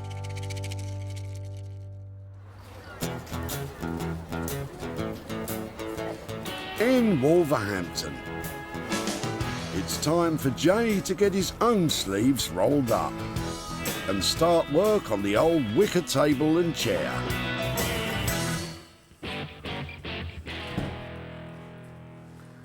So this is a Lloyd Loom style chair, and I've never seen one of these before. Little footstool or a table. So what I'm intending on doing with these guys is painting them. I call it a simple job, but looking at the varnish that's on here, I think I'm going to have my work cut out, because the paint has to stick to something, and paint doesn't like sticking to varnish. So it's going to need a rub down, preparation, before I'm able to apply any colour to this. But it's a sturdy chair, nice little table, should be a good little job, as long as I can get rid of that varnish.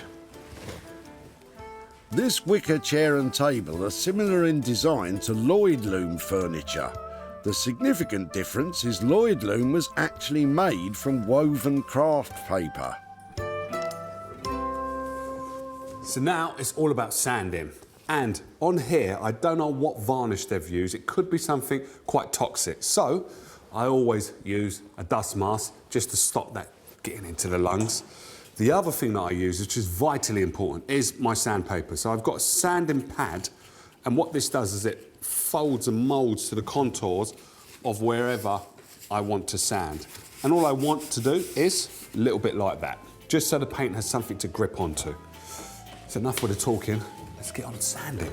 Sandpaper is measured by its grit size, which is the number of sharp particles per square inch of sandpaper. For heavy sanding and stripping, you should look for something between 40 and 60 grit. You're welcome. Now they're rubbed down, I think I'm going to give it a spray primer because it's a lot quicker, easier to dry, and I'm using a water-based spray paint, which basically means I can spray it inside, but I still have to have my dust mask on. Jay's created a makeshift spray booth using an old cardboard box, just to prevent giving his studio a lick of primer. Now this primer is really going on well. I'm quite happy about it, actually. I didn't think it would cover as well as it is, but it's going to take a lot of work, so if you don't mind, I'm going to crack on. OK, it's looking a bit bland at the moment, but that's just a primer. Jay will bring the bling. So what's his final colour of choice? Something bright, something beautiful, something vibrant perhaps? Grey. So this is a lovely grey blue. And grey blue, I think, goes with anything. So you could put that with black, you could put that with a bright colour, you can put it with white. So this is just a brilliant base coat for any other colour you want to add to it. But will grey make this project pay? The costs for the wicker chair transformation are just £5 for materials. Will the new colour scheme be enough to secure a profit? In Edinburgh, Kev's getting his head round turning a fire pit into a bird bath. So what I plan to do is I plan to take the circular hollow section pieces, we'll join them together to make the stem of the plant, and then we'll take the bottom piece of the fire pit, we'll cut that up and make it into the sort of middle part of the flower, and that's where the water's going to sit. We'll put it a bit at an angle so the water's deeper at one side than it is at the other side. Then the rest of the material, what I've got, I'll make into leaves, I'll forge them up and make it really natural. It'll probably turn out nothing like that. We'll see what happens when we get the burning gear out. I admire your confidence, Kev. The burning gear that Kev's referring to is a plasma cutter, which cuts through metals by using an accelerated jet of hot plasma. That's the first part cut. A wee bit on the warm side, probably. So that's my bowl. But the water's going to sit at a slight angle. So what will happen is the water will sit in this wee part, so it'll be like roughly where my hand is. And it just gives this impression that the flower's facing the sun. Works in my head anyway. Well, at this stage, that's all that matters. So what I'm going to do now, I'm going to draw, a rough sort of leaf shape. And I'm not going to be any specific leaf, I'm just going to be very sort of organic. So I think that's me. So got my leaves. Now, I'm no botanist, and I am a big fan of your work, Kev, but is that what a leaf is supposed to look like? So none of this will go to waste. The edge here, which has been rolled over, I'll probably cut that out and I'll keep it like a nice wee sort of tendril climbing up the main stem of the plant. So there'll be very little waste in this at all. In fact, I could probably do with a wee bit more material, but we'll see how we go on with it. Well, let's hope Kev's punked up bird bath idea wasn't too ambitious. Maybe if he made the leaves a little bit smaller, there might be more to go round. What do I know? So that's me sort of got it. I'm not going to say flat, because it's not flat. but good enough to work with now. So again, I'm going to hit them very randomly and not make it too neat, even or tidy. Sort of doing like I want it to do. All these sort of veins, really rough. It's putting a sort of natural piece of movement into the leaf. It's not a huge thought process goes into what we do. You know, I just steal ideas from Mother Nature, so hopefully she likes what I do with her art. Well, let's hope Jay likes it too.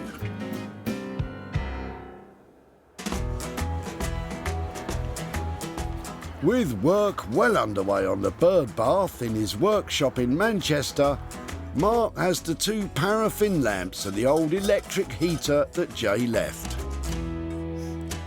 Okay, so what we have here, I reckon that these are going to form the basis of the legs for our robot sculpture that I'm going to build today. So this is the right kind of scale. He's got quite chunky knees, I guess, but I'm quite happy with that. I think I'll stick with that one. Nothing wrong with chunky knees, thank you very much. This is going to be the head of the robots. A nice bucket, of course. And then if we put this on top as his sort of satellite dish, these look a bit mahogany-ish, if that's a word. So if they go on the side there, so I'm quite happy with the way he looks once he's got some hands on there. And then I just need to finish it off by finding some eyes. They look like model cartwheels. They've got the same sort of brassy feel. So yeah, I think that was the answer. Really? So robots always turn up when the eyes go on for me. Looks maybe a little bit mean, but in a kind of cute way. Slightly menacing if you ask me. So now I've done the design and picked out all the pieces, I just need to get on and start doing a bit of building. Before any building takes place, Mark has to fix the light fitting to the heater, and that involves removing the original filament. So the plan is to take this to pieces. The problem is it's probably 60 years old, so there's going to be a bit of rust. Being over 60 doesn't always mean rust. Dodgy knees and failing eyesight, yes, but not rust. Okay, that's that bit done. I'm not going to be using any of the wiring from this because 50, 60 years ago they used rubber and it decomposes. So I might keep the plug, but the wiring's going to be discarded. Mark's fixing a standard light fitting to the satellite dish, ready to become the robot's new lamp. And of course it's important to make sure all electrical work complies with UK safety standards. So that's going to form the basis of the lamp. I'm going to have a problem because that's going to be too big, so I'm going to have to cut a hole in there. But basically that's the basis of the lamp, and I now need to go and work out the legs. This guy's going to have a great reception with that. Mark's had a slight rethink regarding the legs.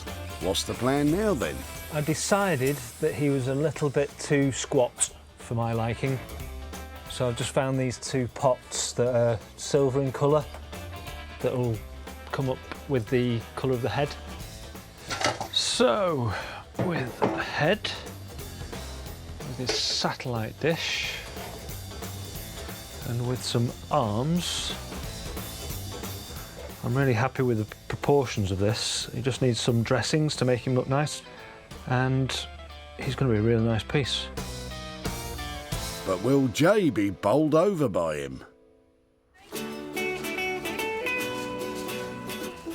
In his Wolverhampton workshop, Jay's putting the finishing touches to the wicker table and chair.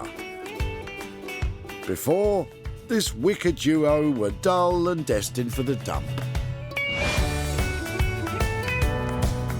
Now, Jay has given the wicker table and chair a new, fresh, modern look by swapping the boring brown stain for a cool pastel grey, adding a splash of bright green trim on one leg, and a vibrant touch of feature colour, a dab of pink on one foot.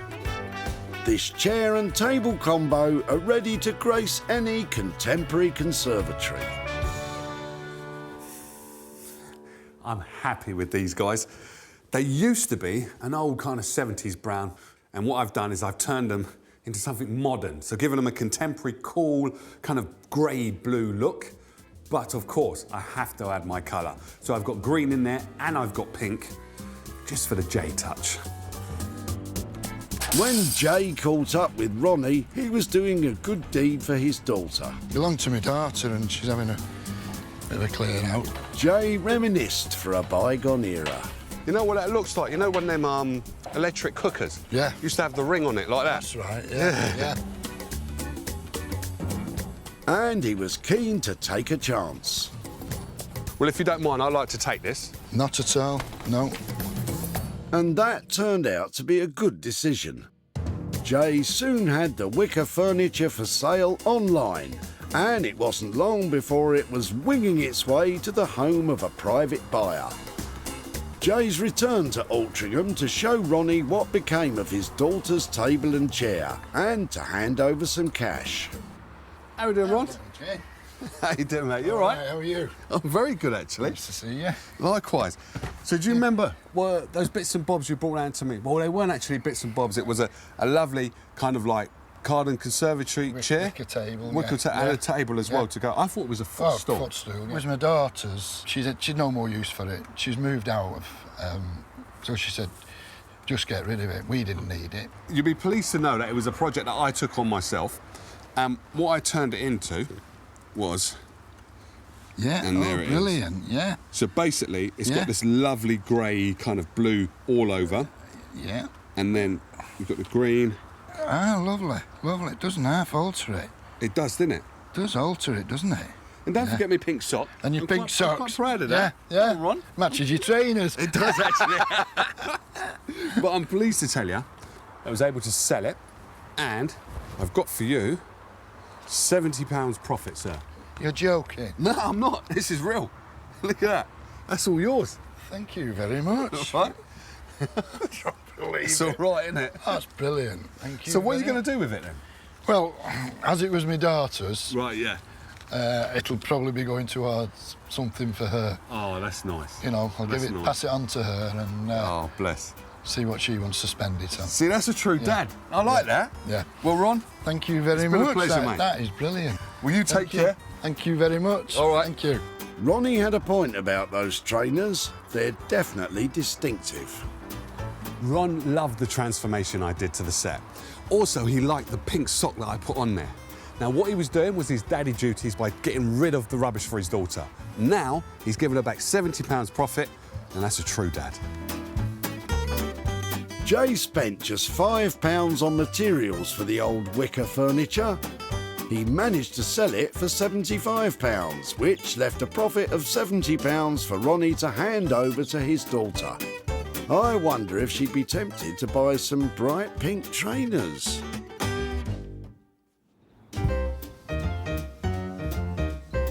Having passed on his first profit, Jay's in Edinburgh to catch up with Kev and see how he's got on with the fire pit. What I told him I was going to make from was a bird bath, and what I have made is nowhere near a bird bath. So I'm hoping that he likes the version 2 of the fire pit. Gave Kev this fire pit. Now, I wasn't too sure if he was going to be able to work his magic on it, but the plan he came up with was to turn it into a bird bath. Just can't wait to see it. This could be interesting. The fire pit had already seen sparks fly when it arrived at the tip to be trashed. But now, it may not be a bird bath, but Kev's continued the flame theme by creating a beautiful, ornate floral candlestick holder. He's forged realistic roses from the fragments of fire pit. The stems have been forged from the rolled edge of the bowl. And by adding a base of scrap metal, Kev has created a seat for the candle. Lots of hard labour has gone into creating this delicate design. But with Jay expecting a bird bath, let's hope he likes it. How we doing, Kev? Hi, Jay. How are you? I'm very good, mate. Good to see you. Tell me this is mine. That's your bird bath. It's my bird bath. Right. Bird bath with a candle. Yeah. So, Yeah. It's for romantic birds if they want to have a wee candlelit bath. This isn't a bird bath, though, is it? Didn't sort of go according to plan. Did it not? No, where the fire had been, most of the metal was really threadbare, so I had to go to plan B. I used the legs and the outside of the fire pit, where the metal was okay. So Yeah. I've cut all that up and made it into like petals and leaves, and there was an edging to the fire pit. That's what the stems of the roses are. We've sort of seamed it all up and dressed it all out and made it into stems. They really look like roses, man. Yeah. Really, they look soft, but it's metal. Yeah. If I bought roses like this, I don't have to buy them again, do I? No. You see, darling, they're like my love, they'll last forever. Wow, you're a romantic, aren't you? You smooth talker, Kev. You're giving me all the spilt now. I do like your thinking. I might have to... Keep that line. Oh, yeah, I'm going to invest in that. Who'd have thought underneath that tough exterior was a soft centre? But does that soft centre apply to budgets? Now, I left you with a budget of about $250 for the bird bath. Now, I don't have a bird bath. So have we come in or have we gone over? What's the crack? We're nearly there. I reckon 270. I think there's profit in it for you at 270. 270? That's cool, man. Nice one. So 270 for roses that look like silk but are made of metal and going to last forever. Kev, you've done it again, sir. See you soon. See you later. I think it's safe to say that Kev's come out of this smelling of roses. I think Jay probably preferred plan B anyway. The bird bath was always going to be nice and it was going to work, but I think the roses, everybody loves a rose, don't they? So hopefully it's going to go in a good home. Now, I didn't get my bird bath, but look what I've got. 3 English roses made in Scotland. Now, what could be better? Kevin, he's a genius. At the tip in Altrincham, Jay was quick to establish the facts. What are you doing with this? Obviously, throwing it away. I am throwing it away indeed, yeah. Rich acquired the fire pit at a special occasion. You said it's a wedding gift? It was 9 years now, but I've got to put you on the spot there. Yeah, please don't ask me that. At least he was excited about what could become of it. It's going to be exciting to see. I'm just glad it's got a bit of use out of it because it's a shame to throw these things away if someone can use them, so good luck. The new rose sculpture was soon up for sale, and in no time at all it was snapped up by the Norton House Hotel in Edinburgh, run by manager Peter. It's a lovely item. I think obviously its history from being something that was to be disposed of. It's something very unique. It sits well with our country house hotel that we are. It has pride of place here in the foyer. Jay's in Warrington to catch up with Rich and show him what's become of his fire pit and to hand over the profit. Hey there, Richard. Hello. You all right? Good to see you. How are you? I'm very good. How are you? Very well indeed. So, do you remember the fire pit that you brought down to the recycling? I do, yes, indeed, yeah. And it had like one leg that was a bit dodgy, if I remember right. I remember it wasn't in great condition, I think. So how long have you had it then?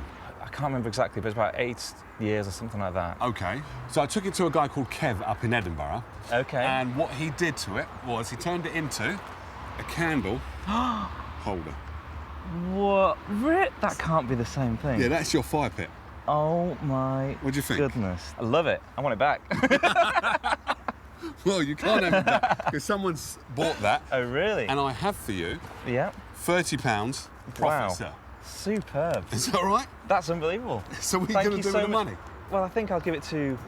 there's a food bank that my wife does some volunteer work for down the road, so that'll go a long way for these guys, so... I like it. No all right, problem. well, you take care now. Thank you very much. See you later. Amazing. Cheers. Bye. See you. Rich was totally lit up by the transformation of his fire pit. And to hear that he's given all the money to a food bank, now that just warms my heart. Kev charged £270 to transform the fire pit into roses. They were sold for £300, which left Rich a profit of £30 to donate to his local food bank. Manchester is the final destination of the day. Mark's workshop to be precise. Jay's arrived to find out if the paraffin lamps and heater are now more robotic than rusty. To make it a cohesive whole, I worked on it a lot to pull in everything so that it's got a particular style, this sort of steampunk style. And so it's got some of my best bits involved in this robot, and I think it's amazing. Really intrigued to see what Mark's done with those paraffin lamps and also a little heater I left him with. He said he's going to turn it into some kind of beacon of light. Let's go and have a look. Their days of providing heat and light were well and truly over when Jay found this collection of cast-offs at the tip. But now, without them, Mark's robotic lamp wouldn't have a leg to stand on. Mark added ice buckets, shoe stretchers, rusty cogs, old electrical transistors, light switches, jump lead clamps and wagon wheels. Blimey! He used an old mahogany storage box as the body, and to top it all off, the old heater now transmits light to the world.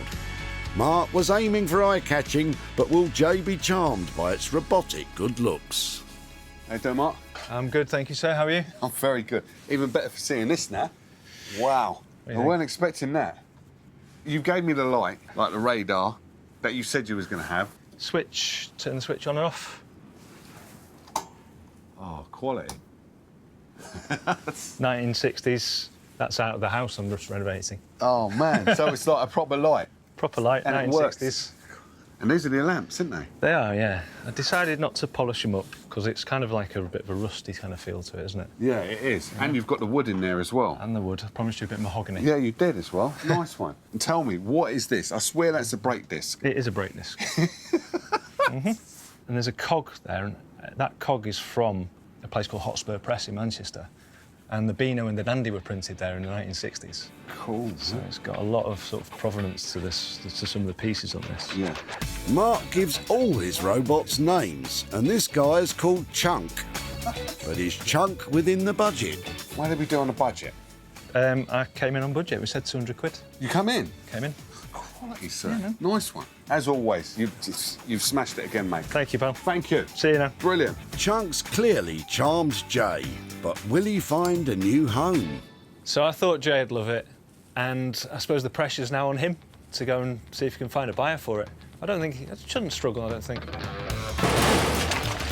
When Ken arrived at the tip, he didn't expect to be explaining how his past-it paraffin lamps used to work. Obviously, that's the wick which is coming out of the paraffin base there.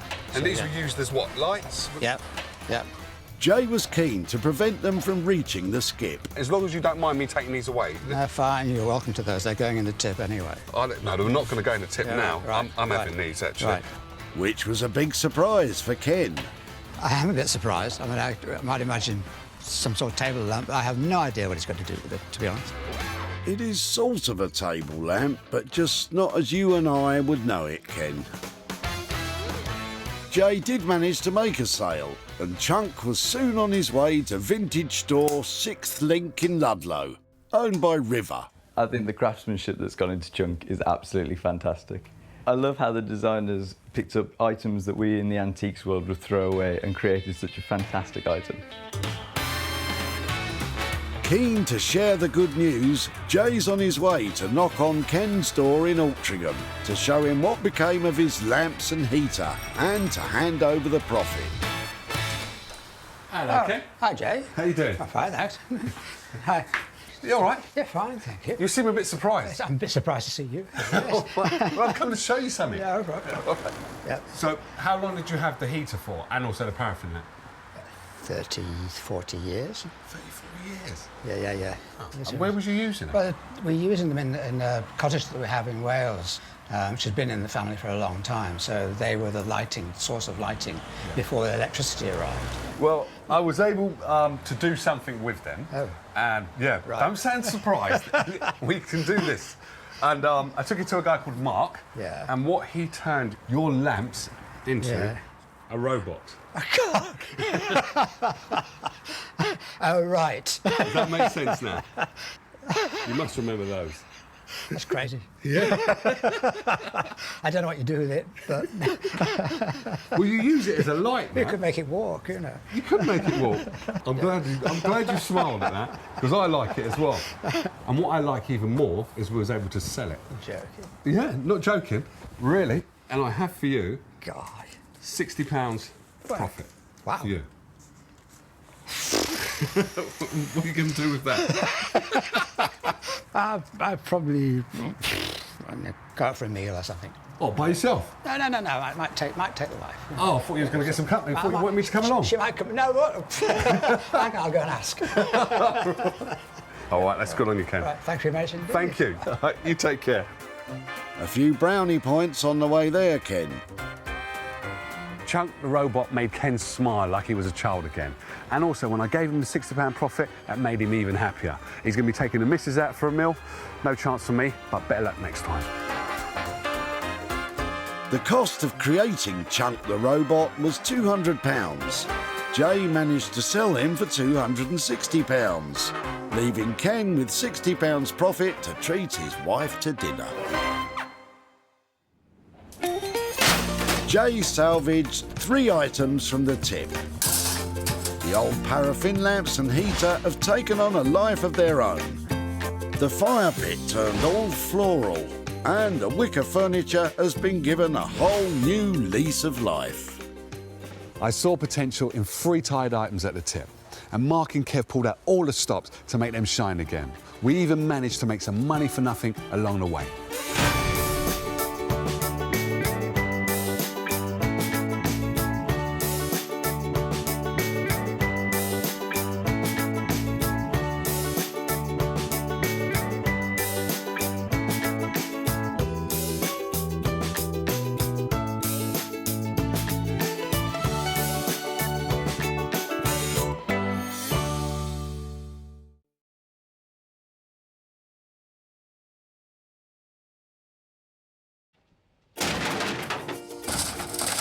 That's not going in the tip, is it? Yes. How do you make money for nothing? What are you dropping off? Anything exciting? The answer could be hiding in the 20 million tonnes of household waste we throw out every year. That is a fishing rod habit. That's why entrepreneur Sarah Moore wants to get her hands on things before they hit the skip. I'm a passionate buyer, maker and user of old stuff, and I've turned that passion into a money-making business. I make new stuff out of old stuff and I sell it for a profit. And with some of the country's elite designers and makers. What do you think? I think it's beautiful. I bought you my washing machine. Oh, wow. She can transform her finds into desirable, What have you done? valuable, Oh, amazing. and let's hope, saleable items. That is one clever sandwich. If Sarah is successful, then she can hand the profits back to the very people who had no idea there was cash to be made from their trash. Oh, she smashes it out lovely.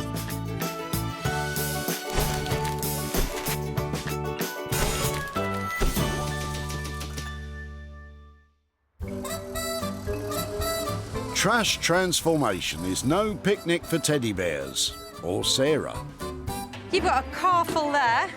She's been given special permission by Dunbar Recycling Centre in East Lothian to seek out some tipped treasure. Well, it's a beautiful day, it's a lovely location, but I've got my eyes on the prize. I'm after the rubbish. I'm here to see what turns up. She's searching for 3 items that she can work her makeover magic on. She's the fairy godmother of garbage, the Tinkerbell of trash. You might even call her Stinkerbell. If I kiss this frog, who do you think it'll turn into? Why, hello there, Sarah. No, I wasn't expecting that. The magic wore off quickly. Perhaps Ian's junk will have a happy ever after fairy tale ending. Morning. Good morning. Hi there. Don't throw that away yet. Ah. May I talk to you about your fence? Well, yes, if you... Pop that back for a second. Right. Hi, I'm Sarah. I'll shake your hand with a double gloved gloving, that's all hands, right. yeah.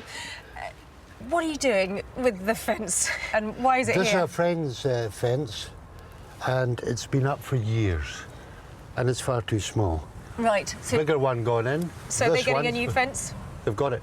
OK, and you're helping out, are you? They're just getting rid of the rubbish. So, what do you think it's made out of? Is it just a softwood? Just a softwood. Pine sort of something? It's all pine, I would say. And have they got a fairly exposed garden? It looks like it's really well weathered. Yes, you could say that, yes. Up in this part of the world, yes, very exposed. I really like the look of the weathering on it, all this beautiful silver wood. It might look like an old fence to you, but to me, it's looking like something that doesn't want to go in the wood skip. What do you think? Madness comes to mind. Excellent, excellent. I've been called many things. I'll take that one. No need to worry, Ian. Sarah doesn't take offence easily. Or perhaps in this case, she will. I'd really like to try and do something with it and then come and find you and we can see who has the last laugh about the rotten fence, all right? Because I'd love to have a go at making something out of it. Would that be all right? Be marvellous, yes, go for it. Brilliant. Well, should we unload a few bits and I'll see exactly what you've got in here? Ian has no idea what Sarah sees in the old fence, which is understandable. What does he think she'll make of it? I haven't a clue.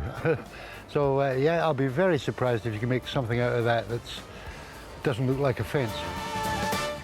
Well, there's plenty of material in this old fence.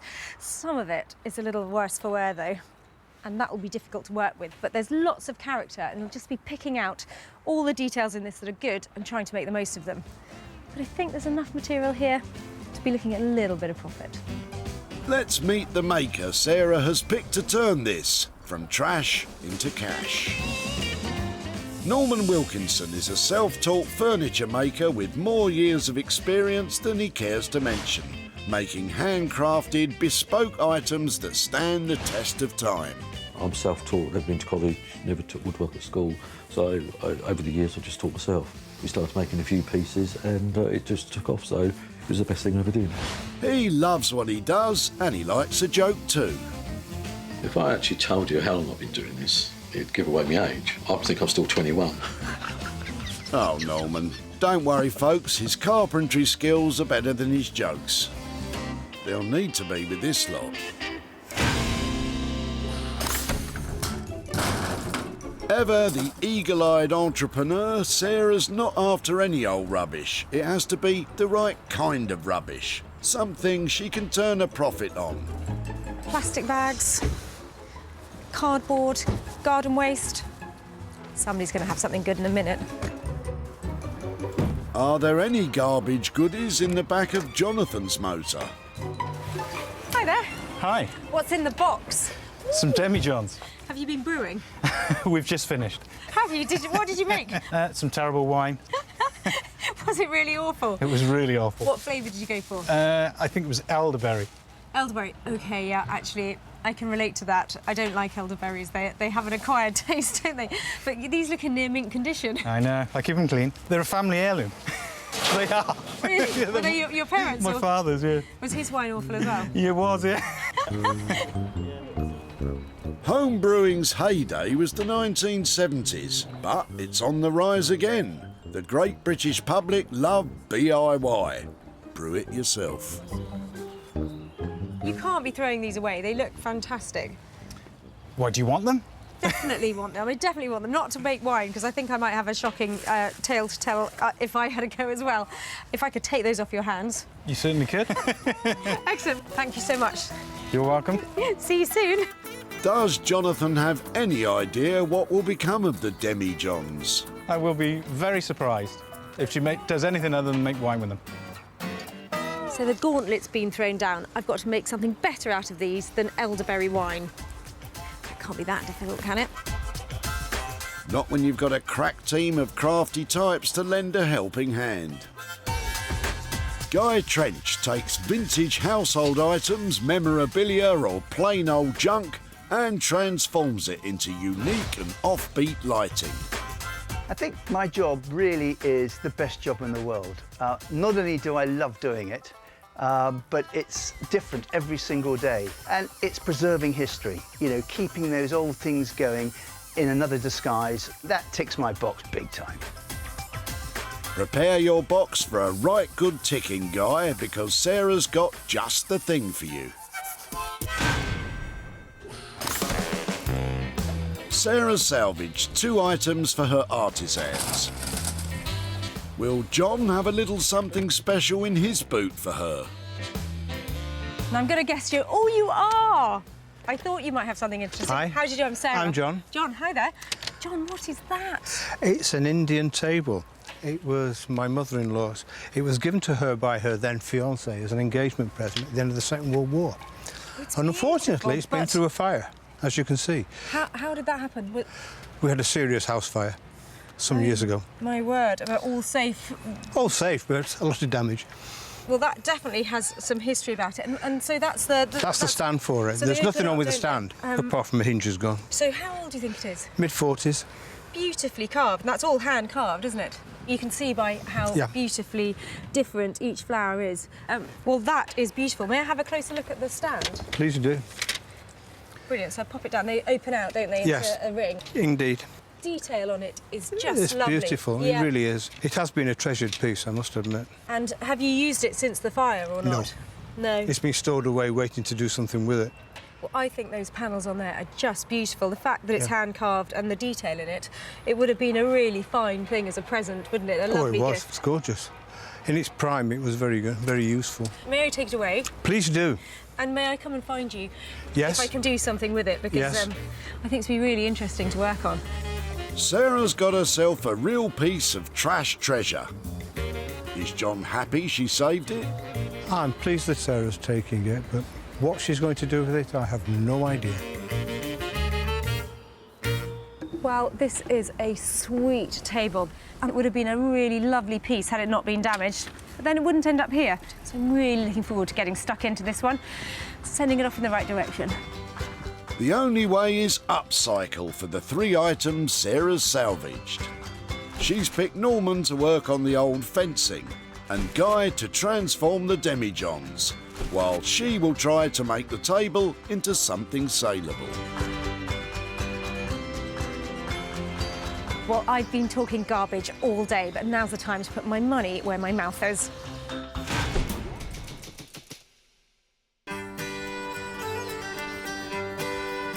Sarah's got all her mallards in a line. And her first dump diamond drop-off is in the village of Hellingley in East Sussex, where master of all things wood, Norman has his workshop. Looking forward to seeing Sarah. Always do. I mean, she's great. She always brings in a load of old rubbish, but, you know, it makes the day tick along even more than what it normally does. So, yeah, fantastic. Here's hoping he's still as excited to see Sarah when he claps his eyes on this. It's this stuff here. Oh, is that it? Yep, come on, let's get it in. I mean, you have excelled this time. I thought you'd like it. I'll just take this little bit, all right? Norman's not so keen on the rotten, broken up, crumbling, weather-damaged, rusty-nailed fencing. Wonder why? Sarah saved it, so what has she got planned for it? I really like the washed out, bleached out wood. It's silvered, that wood, because it's been weathered. And it's got style because it has wear. Because you can't make it look like this. You have to let the weather do it. Norman's silence says it all.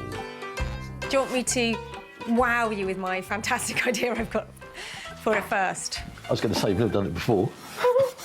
Oops, he's off again. Let's give him a moment to compose himself. So my idea is a pantry cupboard. Doesn't get much smarter than that. No. OK. Pantry cupboard. I'm visualising it already. Go on. I thought use these lovely pieces with all that colour on them for the doors. Yeah. Maybe on legs to elevate it a bit. Quite crisp. Open it up. Lovely shelves. Yeah. Doable? Yeah, that's fine, yeah. We'll see what we can do. Have you made one before? I've made cupboards and things, but I've never really used this sort of material. But I think, you know, it's all part and parcel of the fun of it. And we'll put some bits on the back to put spices and all that sort of stuff in it. On the doors? On the doors, That's like my dream pantry cupboard. Is it? Yeah, I'd really like that. Jeez. Norman is bringing Sarah's fantasy furniture to life. But Will his price tag bring her back to reality? Tell me about the money. The money. A lot of work in it, taking it all apart, doing it and everything. 525.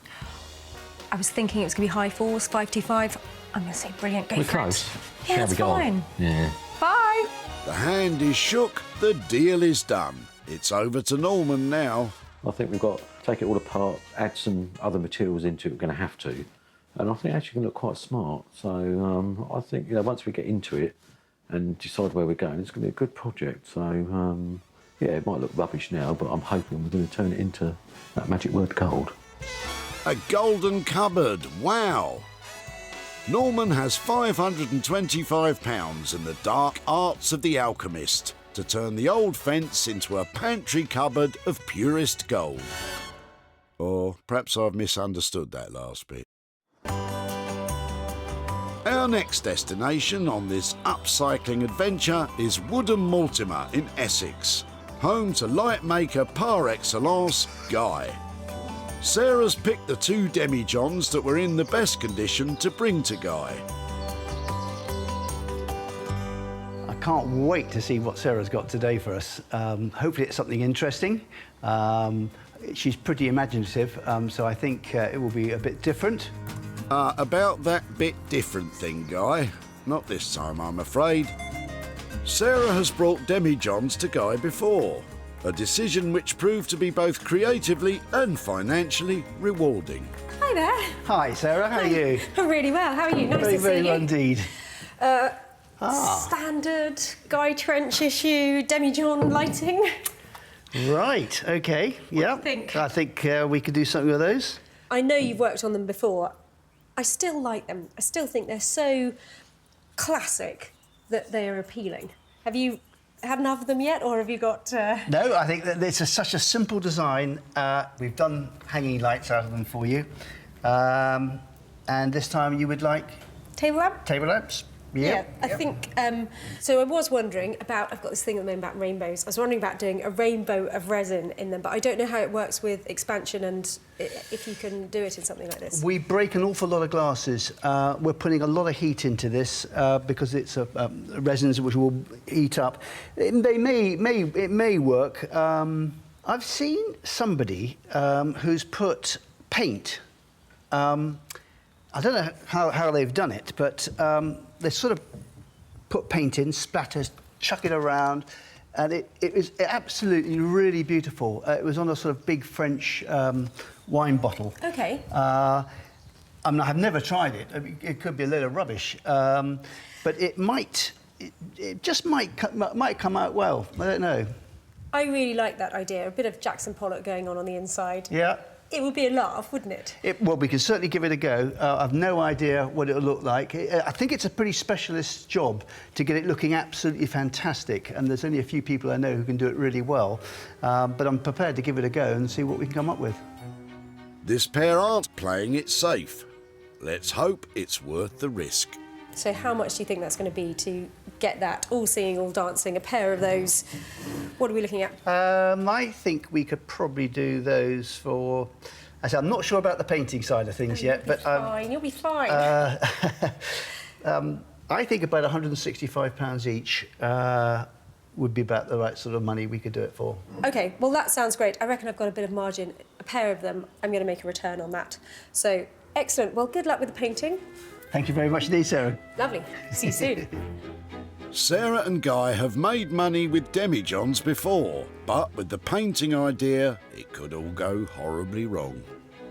I'll have a go, certainly, with trying it with the paints, and I think it will, if we get it right, the effect looks absolutely, great. But it is a first time, and it'd be beginner's luck if I do it well.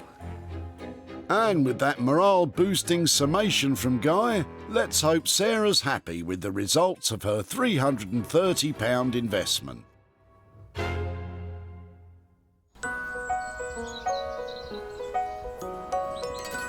Sarah's got her crew of hot-shot, crafty types up and running. At her home in Sussex, it's the perfect day for basking in the sun. But Sarah doesn't have time for that. She has the fire-damaged table to transform. This would have been a beautifully carved table. The detail is lovely, and I'm hoping to salvage that. Such a shame about the fire damage, but it has got some aesthetic appeal left in it, and that is what I'm hoping to harness to turn it into a moneymaker. Sarah has a plan to maximise her profit. She'll do a little bit of amateur restoration on the tabletop to try and get it to a saleable condition. She also plans to transfer the carvings onto fabric to make giant-sized floor cushions. She doesn't do things by halves, does she? That's Bramble's toothbrush. Sorry, Bramble. Bramble's too busy maxing her relaxing to worry about charcoal dust on her toothbrush. If it's going to get dusty, I'm going to have one of these on. Sarah's using a firm toothbrush to remove the top layer of burned wood and all the dirt and grime that has built up over the years. The toothbrush bristles are fine enough to get into the contours of the carving, but soft enough to ensure they don't damage it. Such a beautiful hard wood. It just wants to look beautiful. It's shiny and lovely. To achieve the shiny loveliness, Sarah's going to paint the tabletop. I just want to disguise that burn mark on the circular top, and I'm going to leave the sides looking that beautiful natural wood. Going to go for a lovely, rich chocolate brown colour so that hopefully the detail stands out, but all of that damage disappears. Chocolatey. Oh, look at this neat little trick. Perfect way to stop getting dribbles of paint down the side of your tin. Just a little bit of masking tape. I think that might possibly be the coolest thing I've ever seen. Ever. Sarah is using an acrylic paint because it's hard-wearing and durable. It's also eggshell, which will give the table a nice shine. If I can just even up the top colour on this table, might look all right.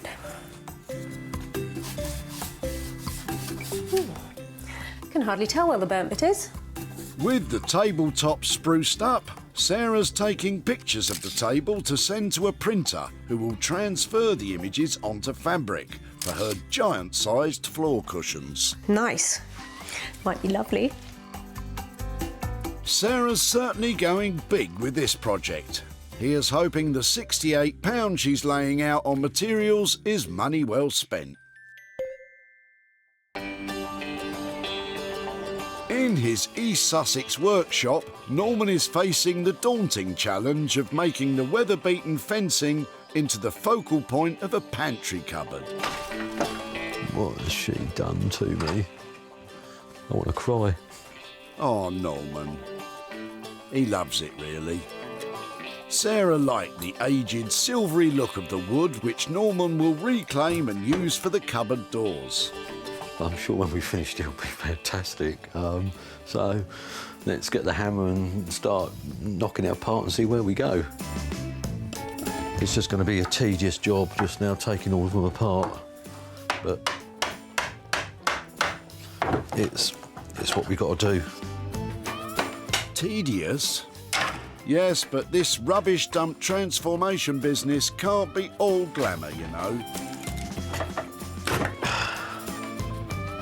It might have been easier to use fresh timber, but as Sarah said, the weather-worn look of the fence can only be achieved through time, and it's this silvery look that will make the pantry cupboard unique. He's got a smile back on his face now. Is there a sweeter sound than the crack of chisel on wood?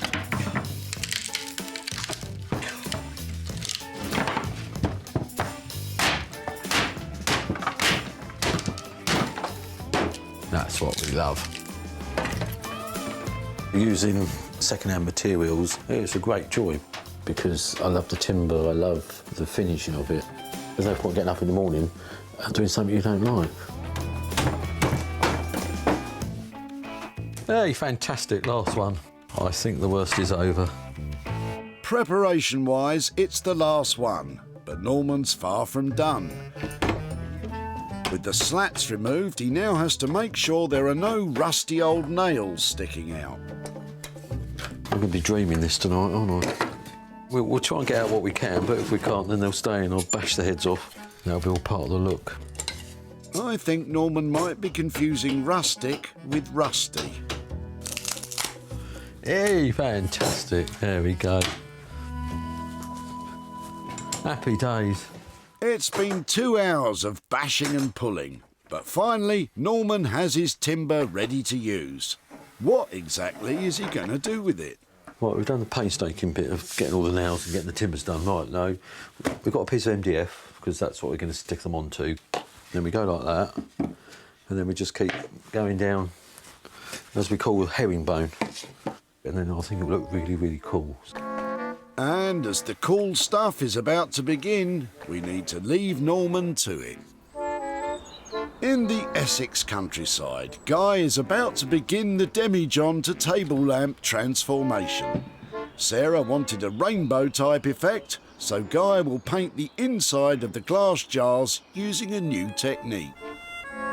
What we've decided to do with these is to have a go at painting inside the bottle. I've never done this before. I haven't got a clue how it's going to work out. I'm not sure what paints to use. So really it's a bit of an experiment to see what it looks like at the end of the day. He's experimenting with £330 of Sarah's money, so wood has been touched and fingers are crossed. I have no idea how it's going to go. It could be really horrible or it could be really good. I just don't know what it's going to be like. So anyhow, let's shake the old paint up. The paint Guy is using is designed for creating stained glass windows. His plan is to pour the paint into the jar and swill it around until it fully colours the demijohn. And now we're going to very carefully pour a whole lot into the bottom of the jar. Just swill it around the bottom. Yeah, it's coming along slowly. I just hope there's enough in there to do the whole bottle. Guy has chosen an amber paint for his base layer, but he needs to make sure he covers all the glass for an even finish. Just see it cascading down the bottom now. Now I think what I'm going to do is put it onto this tray here. You can see it all falling out the bottom. I think it's looking okay at the moment. It's got a nice clear even film all over it. I think that looks pretty good at the moment. Oh, I'm quite pleased with that. That's better than I thought it was. Stage 1 is a success.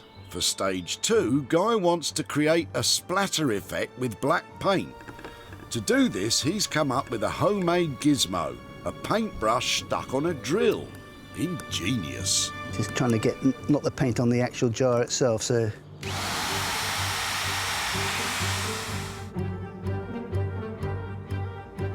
One bit done. Just give it one more. Guy was pleased with his amber base layer. Will he be as happy with his runny, dribbly effect? It's coming on quite nicely. We're getting that sort of cascade of blackness coming down. This is all an experiment. I just don't know how it's going to work out. It's all a bit of a gamble. If we had hundreds and hundreds of them and I had all the time in the world, I might get it right. But as we've got it now, it's. I think it looks quite nice. Do people pay top whack for quite nice? Sarah will soon find out. It's an upcycling extravaganza for our craftsmen. And it's all go, go, go for Sarah too. Her fabric has arrived from the printer with photos of the table printed on it, and she's hard at work turning it into super-sized floor cushions. So when I took the photographs, I put some filters on them to make the whole of this fabric look like it was made out of stone. I'm thinking antique, Moroccan. This is super fine velvet. It's all cotton and it's really luxurious. But velvet is a nightmare to sew. So I'm hoping it's going to be worth the effort. That's pretty though. Sewing patterns for cushions can be purchased online, but Sarah's working on one of her own devising to save some readies. I've invested £25 a piece in this velvet, so this has got to work. OK, it's going to be great.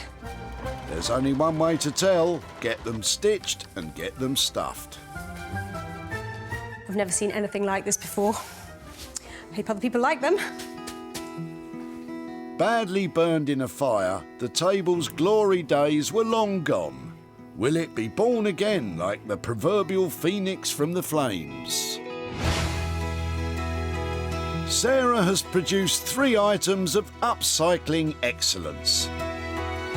Her amateur restoration of the table has hidden the fire damage from all but the closest of examinations. The rich, dark, chocolatey paint accentuates the detailing while hiding the burn marks. Sarah sent high-resolution photos of the table with a marble effect filter applied to a digital printer, who transferred the image onto super lush velvet. Sarah used the material to make these plump floor cushions, inspired by a table that was seconds away from the skip. I'm so pleased I took a chance on that little table because I really didn't think it was going to come up like that. Very pretty and I think saleable in its own right now. And I've got a couple of chances of making money because I've got some lovely, big, generous floor cushions. They're comfortable, they're soft, and I hope somebody loves them. Sarah needs to do a bit less hoping and a bit more selling. Sarah knew she'd found a piece of trash treasure from the moment she saw it in the back of John's car. John, what is that? It's an Indian table. There was no chance of that hitting the skip. I'm pleased that Sarah's taking it, but what she's going to do with it, I have no idea. John, I think you're in for a very pleasant surprise. Now Sarah's in Midlothian to show John what became of the family heirloom and perhaps pass on some profit too. Hello there. Good morning, Sarah. How are you? Fine, thank you. How are you? Very well, very well. So, did you wonder what might happen to a table after it came into our hands? I am intrigued to see. Or to know, should I say. Well, it was something that I worked on, and the fire damage on the top of it wasn't as bad as it looked. Because of the lovely quality of the wood, the burn hadn't reached very far down, so it was easy to restore. So I've actually got some pictures of the table after I restored it. Wow, that looks like it was in its heyday. I managed to polish up the top of it and put some paint back on the top just to even out the colour, and took some pictures of it. So I ended up making floor cushions. Wow. Very imaginative. I'm very impressed. They're made out of velvet, so they've got a lovely luxury feel to them. So what do you think of those? I don't know what to say. I'm actually flabbergasted. That would never, ever have occurred to me in a month of Sundays. Well, it did have such a lovely design on it, so I'm pleased to say I managed to sell the table and the cushions, and I had profit for you. Wow. I've got £192 here for you. Oh, wow, thank you. Is that a surprise? Very much so. But the money will go to Alzheimer's research, because my mother-in-law died from the complications of Alzheimer's. Well, that's very appropriate, because it was her table, wasn't it? It was her table, yes. Well, so that's a good use of the money, I think. Fantastic. Well, I'm Thank very you. pleased that I managed to stop it going into the skip. The table's going to be loved and the footstool's going to be really well used. So altogether, it was great to catch up and a lovely thing to do with that money. Thank you. Nice to see you. Thank you so much. Thank you. Bye-bye. Bye. Sarah spent £68 on materials, rejuvenating the table and making the floor cushions. Sarah uploaded pictures online and sold them all for a combined total of £260, giving John £192 to donate to charity. In his East Sussex workshop, Norman is putting the finishing touches to his pantry cupboard ready for Sarah's arrival. I'm really looking forward to seeing her today. I don't normally say that, but I really am, because I think what we've done is really cool and I think looks brilliant. Oh, well, Norman's confident. He wasn't too sure about the old fence when Sarah dropped it off, but he's certainly not sitting on it now. No wonder Norman's chuffed with his handiwork. This is fantastic. Sarah loved the aged look of the wood from its years spent as a garden fence being battered by the elements. And Norman has made it the focal point of this handcrafted piece of furniture. He's treated the wood to bring out its natural silvery lustre. Norman has given the cupboard a modern and slender shape, which creates an attractive contrast with the reclaimed and rustic wood. My gob has been well and truly smacked with this transformation, but what will Sarah think? Norman? Hiya. Oh, Norman. Come here. That's great, isn't it?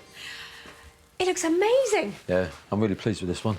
Really pleased. Norman, it's all sleek and slimline and beautiful. Sleek and slimline. I've never been called... Oh, sorry, the cupboard. I'm not feeling all that splinteriness. This is beautifully finished. What have you done on that? Well, we've obviously laid it and then we've just cleaned it very lightly because we don't want to lose any of the colour. And then we've actually put just a clear wax on it. You couldn't have done it better because it looks just like that old fence, but it looks nothing like the fence. It's very clever. Go on then, show me inside. Ta-da! And then we've got cupboard space inside. I'm loving the lines and all that's going on. And what I'm noticing is, normally, you're all about the plinths and the cornice and everything, but this is super pared back, isn't it? Yeah, we thought we needed to keep it very simple and keep it minimalistic as the best we can. But I wanted to really celebrate the doors because I think the doors look really cool, so why do we want to put cornices, plinths on it and just keep it as plain as we can? Tell me, though, budget, 525 quid was where it was about there. How'd you get on? Well, I would say we did do a few more hours on it than we should do, but we're going to stick on bang on budget. So, really? Yeah, but I just think it was a great cupboard, so yeah, more than happy. That's a great job. Fantastic. Thanks ever You'll be so much. good. I'll see you soon, yeah? I will. Bye-bye. Bye. That is the face of a satisfied man, and quite rightly so. Well, I just love that cabinet. It showcases all Norman's skills. He's turned a rotten old fence into a ravishing cupboard. At the dump, Ian was chucking out a friend's old fence. It was weather-beaten and battered, which was exactly what Sarah loved about it. I'll be very surprised if you can make something out of that that doesn't look like a fence. Norman made something all right, something very special indeed. Now Sarah is back in Dunbar to show Ian what became of the old fence. Ian, hello. Hello. Nice to see you. And you, yes. How are you? Very well, thank you. Well, you were doing good deeds the last time I met you. Weren't you recycling somebody else's fence? Yes, indeed, yes. As you can see, it was in a bad state. Yeah, so were you a little bit surprised that somebody wanted to take it away at the recycling centre? You could say that, yes, yes. And any thoughts on what might have happened to it since it left your hands? Well, I thought of kindling. Kindling. Actually, you could bundle it up and make some lovely kindling out of that. You could do, yes. I'm lucky to have a lot of really lovely people who I work with. So I took it to Norman, who's in East Sussex, and he helped me with a vision. So he's made something. Would you like to see it? I think so, yes. Your fence You ready? now looks like this. It's been put onto a cupboard. This is lovely Norman who made it. He's made a big, useful kitchen cupboard out of it and used all of the lovely colour on that fence. That is all... To make that front. What do you think? It's incredible, really. From kindling to that, I would have never given you a million years of thinking of that one. I put some pictures up on social media and it has sold. So I've got a little bit of profit for you as well. There is £50 here for your old fence. So that's for you. Thank you very much indeed. And thanks to Norman, too. I will pass on your thanks because it was a new thing. He hasn't made something like that before, so he was really chuffed with it. I'm always nosy. What might you do with £50? Well, I might go along and give the person that would the fence a pound. What are you going to do with the rest? I don't know. Somebody behind me might want that. Excellent. Well, thank you so much. Thank you. Lovely to catch up. Thank you very much indeed. Sarah paid Norman £525 to create a pantry cupboard using the old fence. She sold it to a private buyer through social media for £575, giving Ian 50 quid of profit. In Essex, Sarah is on her way to Guy's workshop for the grand unveiling of the Demi table lamps. She wanted them to have a rainbow burst of colour. Has Guy succeeded? Well, I'm not over the moon this time. It was an experiment, and I think I'm going to let Sarah be the judge if she likes what it looks like. For me, it's I'm not sure. We'll just have to see what she thinks. Guy's not over the moon with his electrifying experimentation. It seems he is chasing rainbows.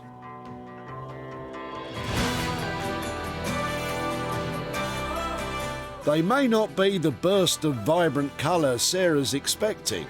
However, Guy shouldn't be too hard on himself. He's made two very eye-catching table lamps. Guy has set the lights upon a strong and sturdy black granite base. He's added a touch of colour in the woven silk flecks, which gives a little character to the lamps. And of course they've been PAT tested and comply with all UK electrical safety standards. With this repurposing makeover malarkey, you can't be afraid to experiment. And if things don't always turn out as we expect, well, sometimes a happy accident is just as good. Hello. Hello, Sarah. How are you? I'm all right. Nice to see you again. They're good. Well, it's an experiment this time. I haven't played with paints before, and I'm not really sure. And I was just wondering what you were thinking. They aren't actually what I was expecting. Right. I thought there'd be a bit more colour, something that blocked out the shape more, but I actually think that they look really different. They're not the kind of thing I've seen before. I'm particularly taken with that one. That pewter stuff is really good. That one looks slightly like maybe I've seen it in a laboratory or something. Right. I think there's something... Something's growing in there. Yeah, I think so. But actually, if you have an interior where you have those kind of limey greens and that sort of essence going on, it's going to fit in really well. Yes. And also, because they have that beautiful plinth and that lovely wire and that great shade, Yes. it's the package. And altogether, they're really striking. Yeah, good. Well, we will continue to try, when we get more time, to try and get this splatter effect. Well, I think you've had a really good first attempt at these. How did you get on with the money? Because it sounds like you've spent quite a while experimenting. Well, I'm actually going to make it cheaper for you. Oh, really? Yes, I'm going to make it cheaper. Since I envisioned them to be, with the spatter paint and everything else, and looking a little bit more exciting, so I've decided to do the bottles for 125 for the whole set each. That's amazing. That's brilliant. Well, I think I stand a good chance of selling them at that money. They are beautifully made. You might not be keen on the paint, but I think if I get those in the right setup and I take the right pictures, I think I've got a good chance of making profit on those. So I'm going to say thank you for trying so hard on them. Okay, thanks so much. Thank you. Bye-bye. Well, they might not be quite how Guy envisaged, but I think he's created something really striking. Time to get them sold.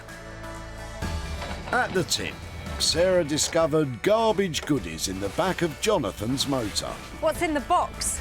Some demijohns. Jonathan had no idea what Sarah would make with them. I will be very surprised if she does anything other than make wine with them. Sarah gave them to Guy to work his makeover magic.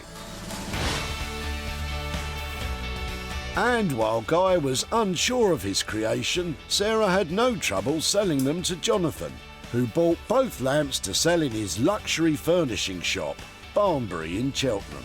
The lamps I think are great. I think the silk flex is a brilliant addition. Great pop of colour. I think they'll sell really well. Now Sarah is in East Lothian with a pocket full of profit for Jonathan. Hi. Nice How to are you see doing? again. Fine, thanks. I said I'd come and catch up with you if there was something to be done with your demijohns, but they weren't originally yours, were they? No, they were my father's, and it was a family heirloom of a winemaking kit. In fact, I have the last bottle here. Let's see it. Beautifully labelled. Pimwithin 2016, paintbrushes only. It's as good as that, is it? It's terrible. OK, well, I hope we've made something better out of them than the wine, because I've got some pictures here to show you of your demijohn. In their new guise, they now look like that. Wow. They went down to a man called Guy who makes lighting out of anything. He has added silk cables, cotton shades, and he has used a very complicated technique to make the insides different colour. Do you think they make better lamps than they make wine? I think they're far more useful now. Although my father probably wouldn't agree. Well, you won't get a headache out of them now. They are decorative, they are good-looking pieces, and they've actually sold, so I have money here for you. You can buy yourself a couple of bottles of wine because there's £45 here. I am really surprised, as you can probably tell. Thank you very much. Complete pleasure. So, do you know where that might go? We're going to donate it to the local lifeboat, Dunbar Lifeboat. Fantastic. Well, you can see if they want that last bottle while you're at it. Well, if they're ever sprucing the bottom of the boat up, I think they might be able to use this. Thanks very much. My absolute pleasure. Nice to see you. Bye. Bye-bye. Bye. Guy charged Sarah £250 to transform the demijohns. Sarah sold them both for a combined total of £295, giving Jonathan £45 to donate to charity. Job well and truly done. Sarah saved once cherished possessions from being chucked in the skip. They could have been rotting in a landfill site, but instead they've all been given a new lease of life. Dunbar Recycling Centre provided 3 great items that have turned 3 great profits, and that's tip finds that have been transformed into top-end pieces, and now that's what I call a lovely day's work.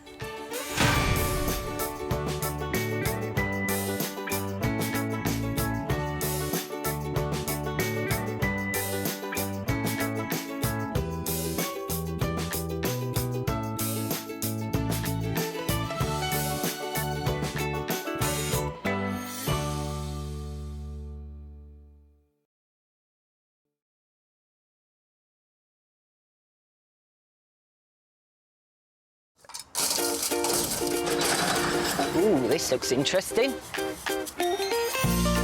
How do you make money for nothing? There's loads of metally goodness in here. The answer could be hiding in the 20 million tonnes of household waste we throw out every year. The moths have been at this, Tony. Yes, they have. That's why entrepreneur E.J. Osborne I like to call this industrial chic. wants to get his hands on things before they hit the skip. I'm a designer and maker with an obsession for getting crafty with cast-offs, and I've turned my passion into a business. I take the old, turn it into the new, and sell it for a profit. And with some of the country's elite designers and makers, It needs to be given some happiness. It does. I don't have a choice, do I? This is all you brought me. I'm sorry, Neil. he can transform his finds into desirable, That is spectacular! Oh, my goodness! valuable, Can I touch them? Touch of Bill. and let's hope, saleable items. Oh, my goodness! If EJ is successful, he can hand the profits back to the very people who had no idea there was cash to be made from their trash. That's unbelievable. Oh, my goodness.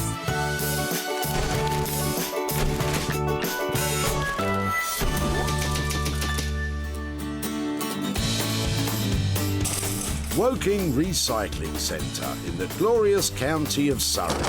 It's where hundreds of people bring tons of trash, and it's where upcycler extraordinaire E.J. Osborne has come to spend the day doing what he loves best, rummaging the rubbish. Check out this thunderous noise behind me. Now, I reckon that's a sure sign that the recycling gods are going to be on my side today.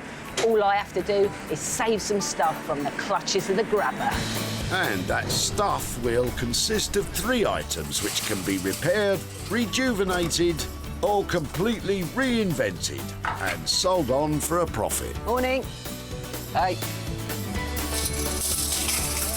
EJ has special permission to scour the skip, so time to get to work. Just taking a moment. So soon? Right, that's enough reflecting. I better get collecting. About time too. Luckily for you, Holly and Ben have arrived and are about to bin a boot full of unwanted old bits and pieces. Oh, hang about, guys. Hello. Hi Good there. afternoon to you. Afternoon. How are you doing? Not too bad. I've spied something special in your boot. Our chair.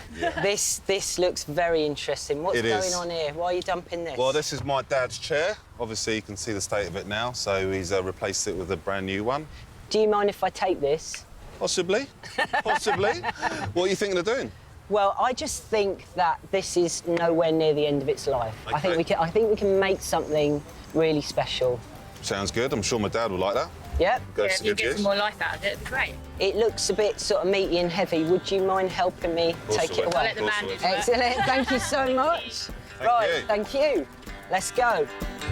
So EJ has his first item, a tired old single-seater. Why, oh why, would he have chosen that? Any ideas, Ben? I reckon he chose that chair because it's quite a good-looking chair, quite a nice little piece.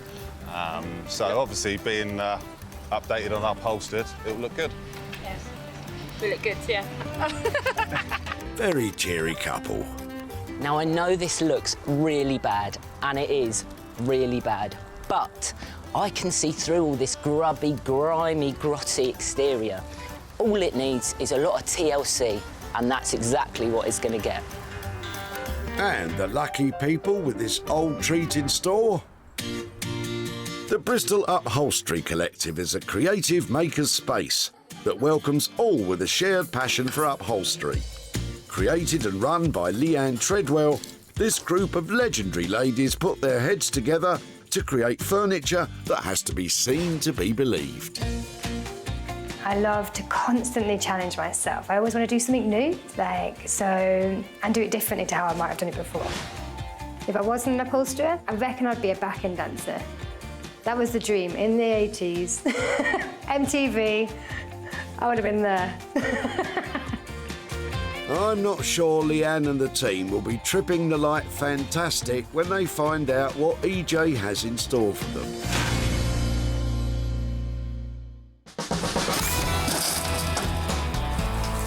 With one item safely tucked away, EJ is back on the hunt for two more. And he's employing every one of his razor-sharp senses to find some gems. Can you hear that? Now that is the distant call of rubbish waiting to be saved. Nope, that's more like the sound of being too late to save any of that lot. But if you're quick, you might just catch Steve, who looks like he may have something rusty to check out in the boot of his car.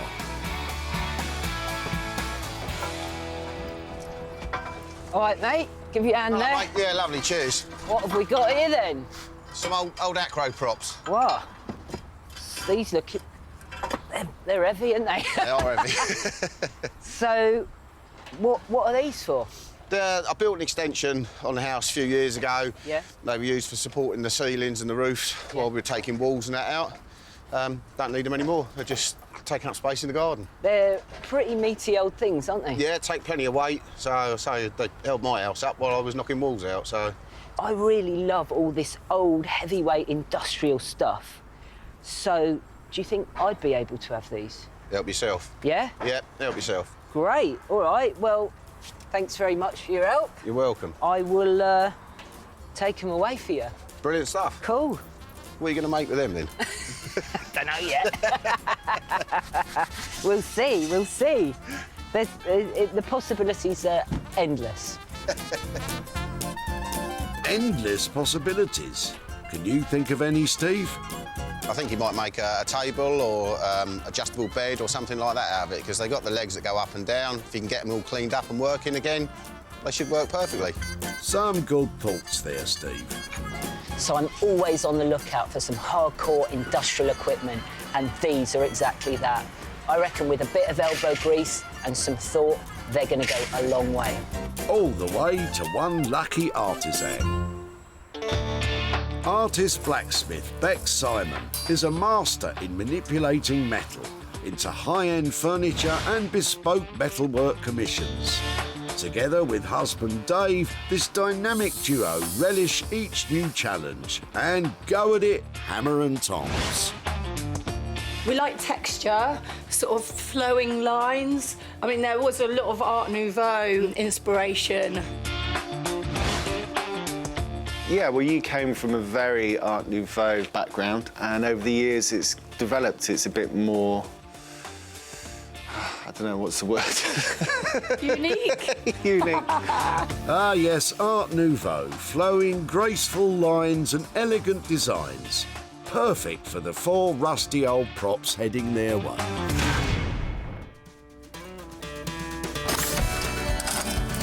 That's two finds tidied away, which leaves EJ searching for something that he can transform into treasure. Once you start rummaging, it's addictive. I'd go as far as to say it's a slippery slope. Best not to let anything slide past you in that case, EJ, especially as Dave's arrived and he's about to tip a bootload of timber. Ooh, hello. Hello, mate. How are you? You all right? Yeah, I'm all right, yeah, fine. So, you've got lots and lots of interesting wood flooring in your boot. Right, OK, it's interesting, is it? Yeah, well, it is to us. Are you, you're tipping all that, Yeah, are you? I'm tipping it all away, yeah. It's what was left over when I redone my lounge floor. So these are all solid oak? Yeah, they are, mate, yeah, solid flooring. And you got loads in there. You sure you want to chuck it all out? Yeah, Wow. Just sitting in the shed. Nice. Well, can I take it and make it into something else? Yeah, feel free. Yeah, no worries. All right. Do you mind giving me a hand with it? Yeah, of course I will. No, yeah, no problem. Can I bring it back and show you what I've made with it? Yeah. At some point, yeah? Yeah, Is that all that'd right? be interesting. OK, let's get it out then. OK, no worries. A whole load of brand new flooring is a fantastic find. But what do you think could be done with it, Dave? I haven't got a clue what EJ's going to do with it, but it's solid wood, it's pretty good material, so who knows? And the living room at home must be looking great, right? My living room's looking lovely. It's, yeah, just the job. Nice one, Dave. Look at all this. This is such a find. It's oak. It's fantastic quality. There's no warping whatsoever. It's in abundance. As a material, if you're a craftsperson, this is what you want to be working with. Sounds like you're a very lucky man, EJ. Today's hunt is over. Leanne and the team will tackle the old green chair, Bex and Dave will deal with the old props, and EJ will craft with the copious amounts of oak floorboards. I've had a wonderful time in Woking. I found some really interesting stuff, and I'm going to take great pleasure in turning it into treasure.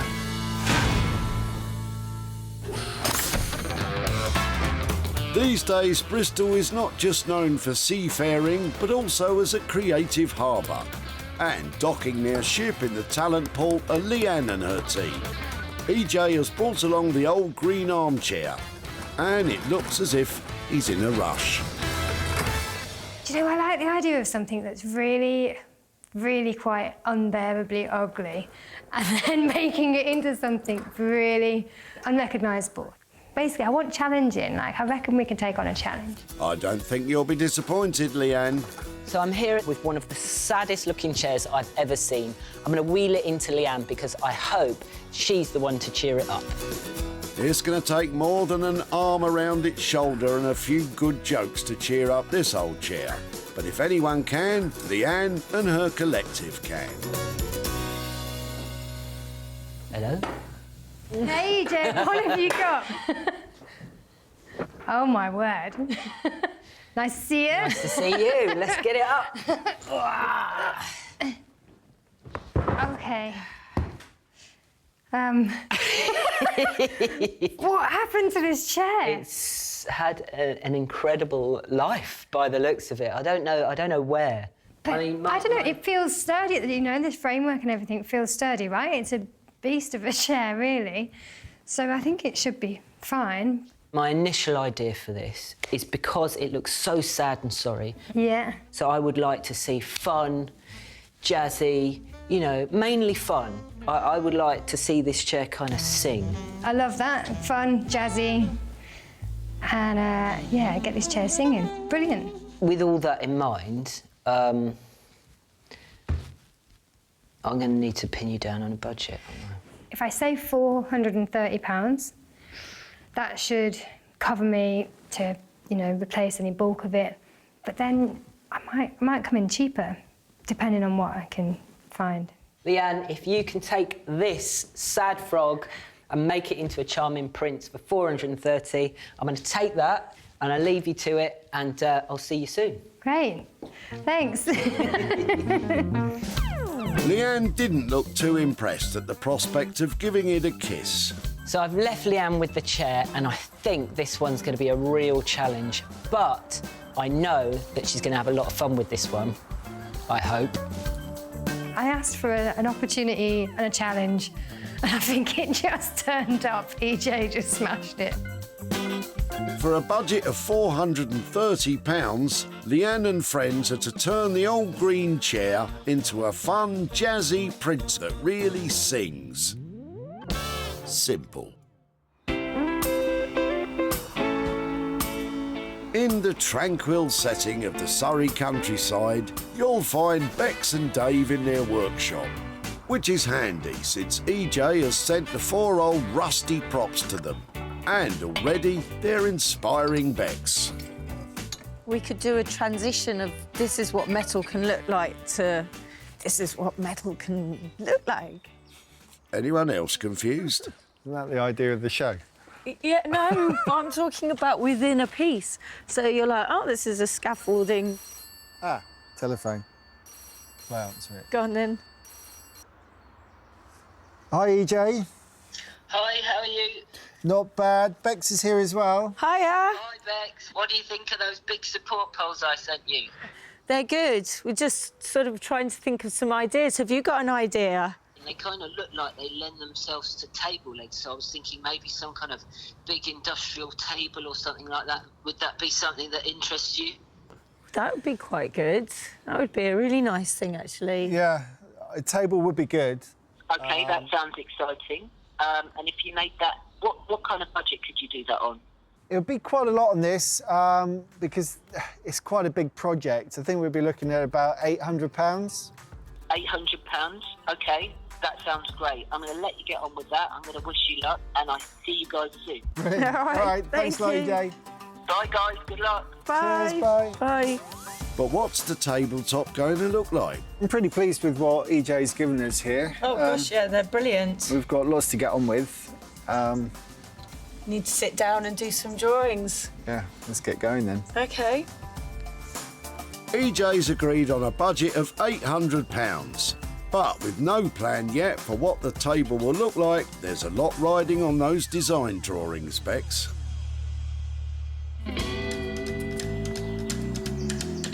With his crafty crews underway on their own projects in Somerset, it's time for EJ to turn his attention to the collection of solid oak floorboards. At least he's got plenty to work with. Wow, there's just so much of this wood. I'm so excited about it. It's all new as well, so it's going to be lovely to work with.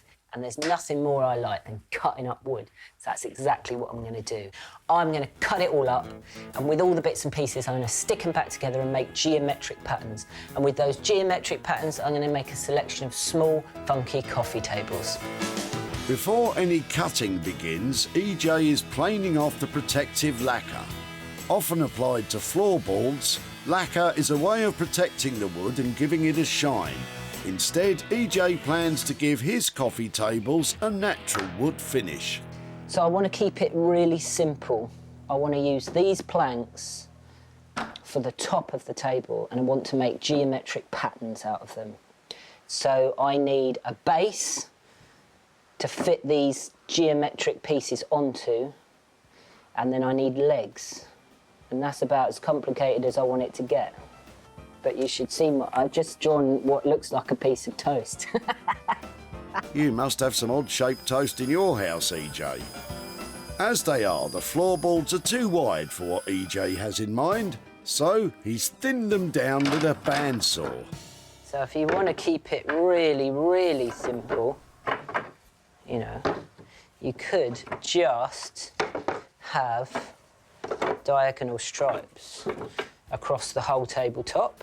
What if I kept some shiny, so some raw and some shiny at random? I like it already, and it's nowhere near being a table. Using a base of square plywood, EJ's attaching the oak strips, and in a belt and braces fashion, he's using wood glue and nails for a rock-solid fixing. Or maybe not. To carry on the belt and braces analogy, that's the equivalent of your trousers folding down. I need longer nails. Using nails that reach the plywood below soon solves the problem. And used along with wood glue, those oak strips won't be going anywhere. Just got to trim these edges off now. Once the excess is trimmed from around the piece of plywood, EJ is hoping he's left with a square of diagonal oak strips as a top for his coffee table. Looking good. The moral of the story seems to be, if all else fails, use longer nails. EJ has spent £50 and 96p on his floorboards to coffee tables transformation, which includes the hardball base and new hairpin legs that he ordered online. Oh, yeah, and the longer nails. Staying in the southwest of the country, Leanne and her team are preparing to begin work on the old green chair. Okay, ready? We're going in.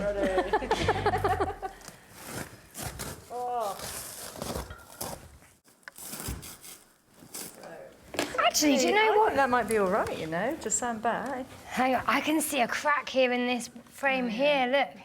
But do you know what? It's sturdy, it's not too, like, old and manky, rotten or anything like that. So actually, I might be able to do something nice with it. The fact the frame is cracked seems not to have dispirited the team, and there's still the possibility of doing something with it. Maybe even something nice, which is encouraging. Oh, I've got legs. She's got her legs out. Leanne hopes to leave some of the wood frame exposed, but it all depends on what it looks like. We found a scratch card in the back of this chair. So, any winnings? Got to call and find out. Oh, God, that's going to cost 20 quid at least, isn't it? Oh, damn it. Looks as if you'll be finishing the chair then, Leanne. But on the bright side, the chair's wooden frame is proving to be a winner so far. This is good, OK. It's good. It's not a bad quality frame, actually. I want to take this bit off. Do you? Just one side. What? Just make it... It's going to be an odd chair anyway. I mean, a great odd chair. Great odd chair. But let's make it odder. So what, take away the whole side? No, just this one bit here. And have an angle. I'm gonna draw it out for you and show you. A picture. What? Need to visualise. A picture? That'll save 1,000 words. So I'm thinking about removing a section of the frame to make it asymmetrical, because it's very curved at the moment. But I think it might work. I'm just going to try and do my best drawing, which is not going so well, actually. It will look really different. Asymmetrical. So instead of it being a bucket chair, will it be half a bucket? Do you know what? If it doesn't work out, we can glue it back on, right? We're about to find out. I hope EJ isn't watching this. He'll probably be absolutely appalled. In case it's still not clear, Leanne is removing the rounded back to the chair, but only on one side, leaving one armrest curved and sweeping, with the other sharp and angular. OK, we're through. That'll be the angular side then. Might have lost a little bit, but I'm sure we can just glue that back in and fill that, because all of this will be upholstered. But that's going to be cool. I think that's cool. Just take out one of the sides, asymmetric chair. Amazing. Leanne's delicate alterations will be covered at the front, but the plan is to leave the legs exposed. The thing that we really want to try and do is sand out the staple holes that the previous upholstery had left on the frame in the woodwork. Is that possible? They will go. It should leave us with a real nice, smooth finish. We'll see how it goes. Is there a plan B just in case? With EJ and the Bristol crew well underway with their own projects, in Surrey, Bex and Dave are busy moving some rusty old props from one place to another. What's the plan, guys? So I think for this, we'll get a piece of plywood and then use different sort of patches of metal, you know, so you've got like a patch here. And Scrap. Yeah, scrap, and then just sort of stitch it so it looks like this sort of patchwork of metal. Yeah. With the acro props as table legs, the top will be a patchwork of scrap metal. And a couple of bits. That's a great start, Bex, but I think we're going to need a few more pieces than that. Oh, look, that'll be good. The checkered plate. If you say so. Oh, that would be really good if we could find some more of that. And see what else I can find. The standard height for a dining table is 76 centimetres. And of course, it's pretty important that all 4 legs are the same length. No one likes a wobbly table, so there's no margin for error, Dave. Ooh. That's another piece of rusty old scrap found for the tabletop. What I'm doing is I'm looking at sort of interesting textures and shapes, you know, whether we use this or whether we, you know, try and hammer it with the power hammer to put a print onto a metal. So it's just looking for things that we can sort of stitch together to get this sort of patchwork table. Getting the leg length just right is critical, and Dave's hit a snag. All the cutting has freed the rusty props, making their height adjustable. Well, we'll just have to weld these up at whatever height we want. Problem solved. Got an array of bits here. I'm not sure Dave heard you, Bex. You might have to say it again. A variety. Love. Oh. Yeah. I was worrying about wobbly legs, but what's the plan for the top? Not that we've really done it. You were talking about this resin thing. What about if we made our table and put a thing up so you get all the textures, but then you've got the smooth top from the resin? Because then you have all these textures and you have all the gnarliness, and we could use some really rusty stuff. And yeah, well, I haven't done any resin work, have you? Well, my dad set my mum's ankle screws in Perspex once. Yeah, but he didn't do it. He sent that off. You have to admire Bex's ambition. So while Dave looks on, Bex forms a plan to create a patchwork tabletop set in clear resin using a technique neither of them really know. Excellent. But that's why we work so well as a team. Because you're quietly not coping with the idea, whereas I'm like, yeah, it's going to be great. Yeah, I'm just thinking about all the problems, that's all. Yeah, but don't. Just think it's going to be great. I think I'm with Dave on this one.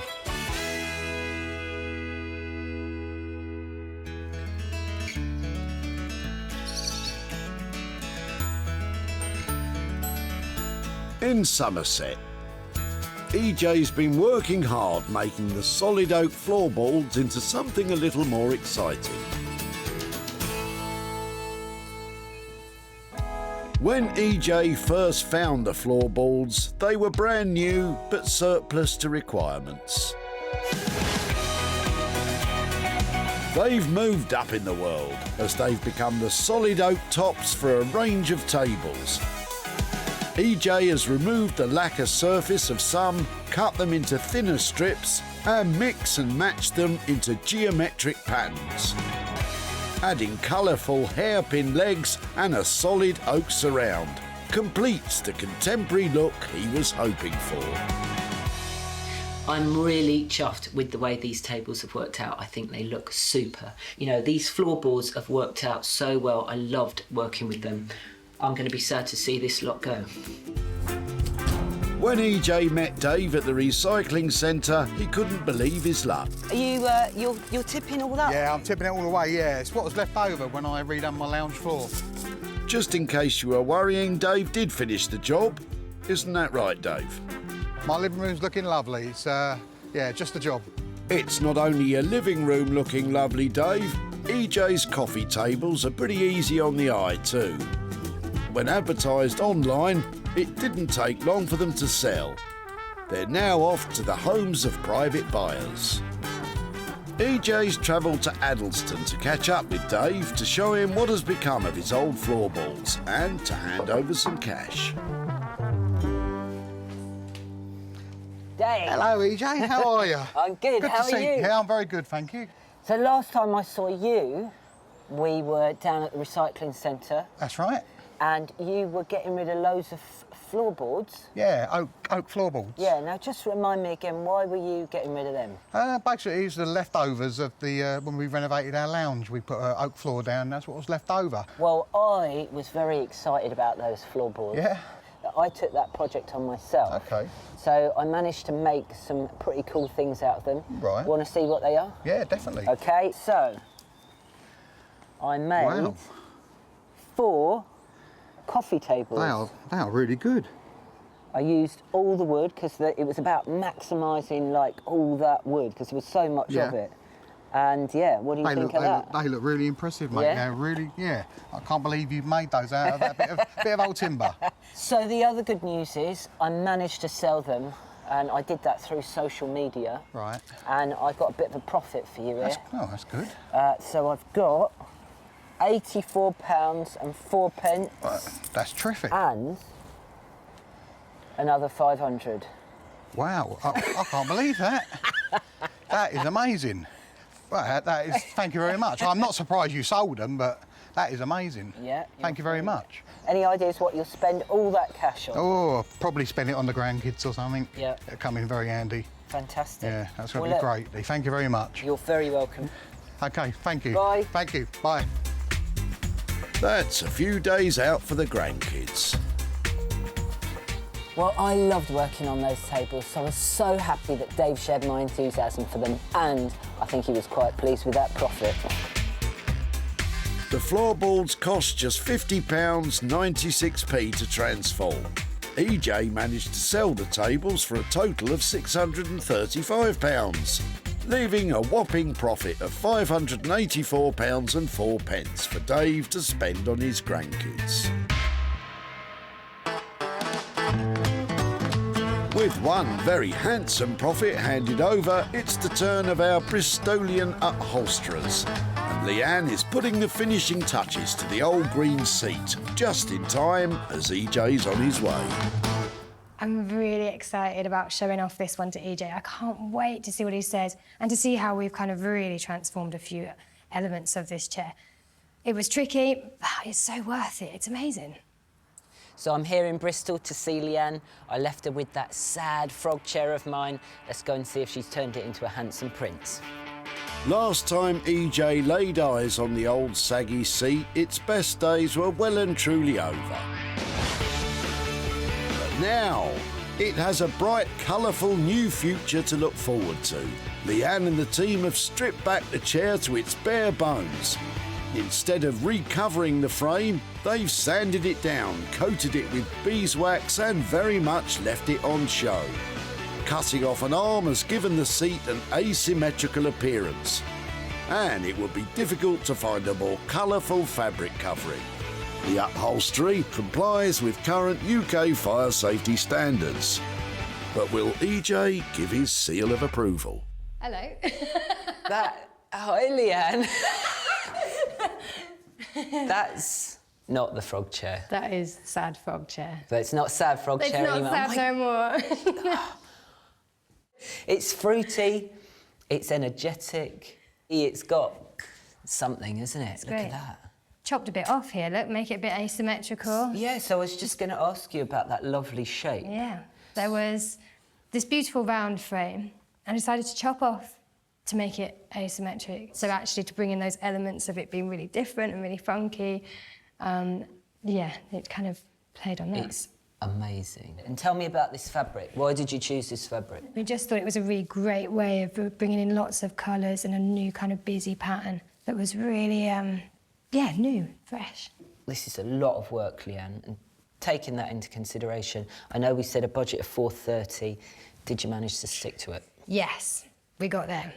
4:30, just about did it. It's a fantastic piece, and you know, I think a lot of people are going to want this. So I'm going to get busy trying to sell it. Yeah, and I'm going to see you soon. But seriously, so well done, Leanne. Thanks. Okay, bye. Take care, see you. EJ really liked it. That couldn't have gone any better. I think he loves it. Oh, it's obvious, isn't it? Wow, Leanne and the girls have really worked their upholstery magic on that chair. It made me smile just looking at it. It deserves a really special buyer, and I'm going to go and find one. When he met Ben and Holly at the recycling centre, EJ was quick to spot the potential in Ben's chair. I've spied something special in your boot. Our chair. This looks very interesting. Turns out Ben was a tough negotiator. Do you mind if I take this? Possibly. Possibly. What are you thinking of doing? Well, I just think that this is nowhere near the end of its life. EJ was right, and all it took was the kiss of life from Leanne and friends to turn it into a prince of a chair. It was advertised online and very quickly was winging its way to a furniture shop in Truro, where owner Jody was delighted to have it. Well, this is a really funky modern chair. Fits in with what we do. We'll have no problem selling this. EJ's in Woking to catch up with Ben, to reveal what became of his dad's old chair, and to hand over some profit. Ben. Hi there. How are you? Yeah, I'm good. How are you, mate? Yeah, not too bad, thanks. Yeah? Not too bad. So, we took your green chair away. Yep. It had seen better days. It was looking really tatty.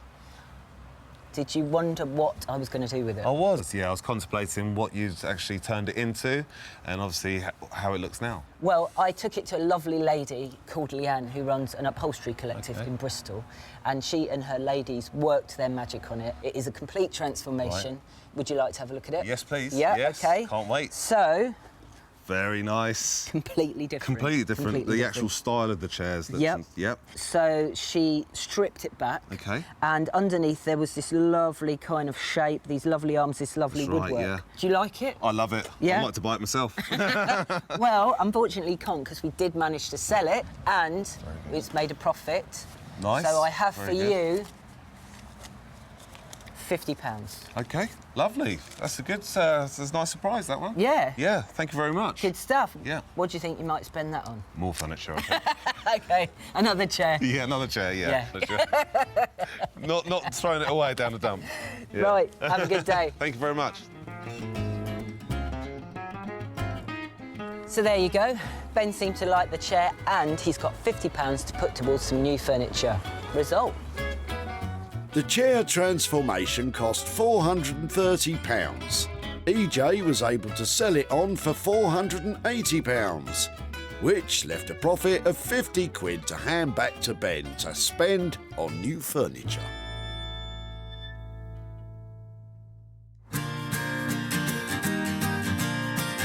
In Surrey, Bex is in her workshop putting the finishing touches to what were once rusty old props.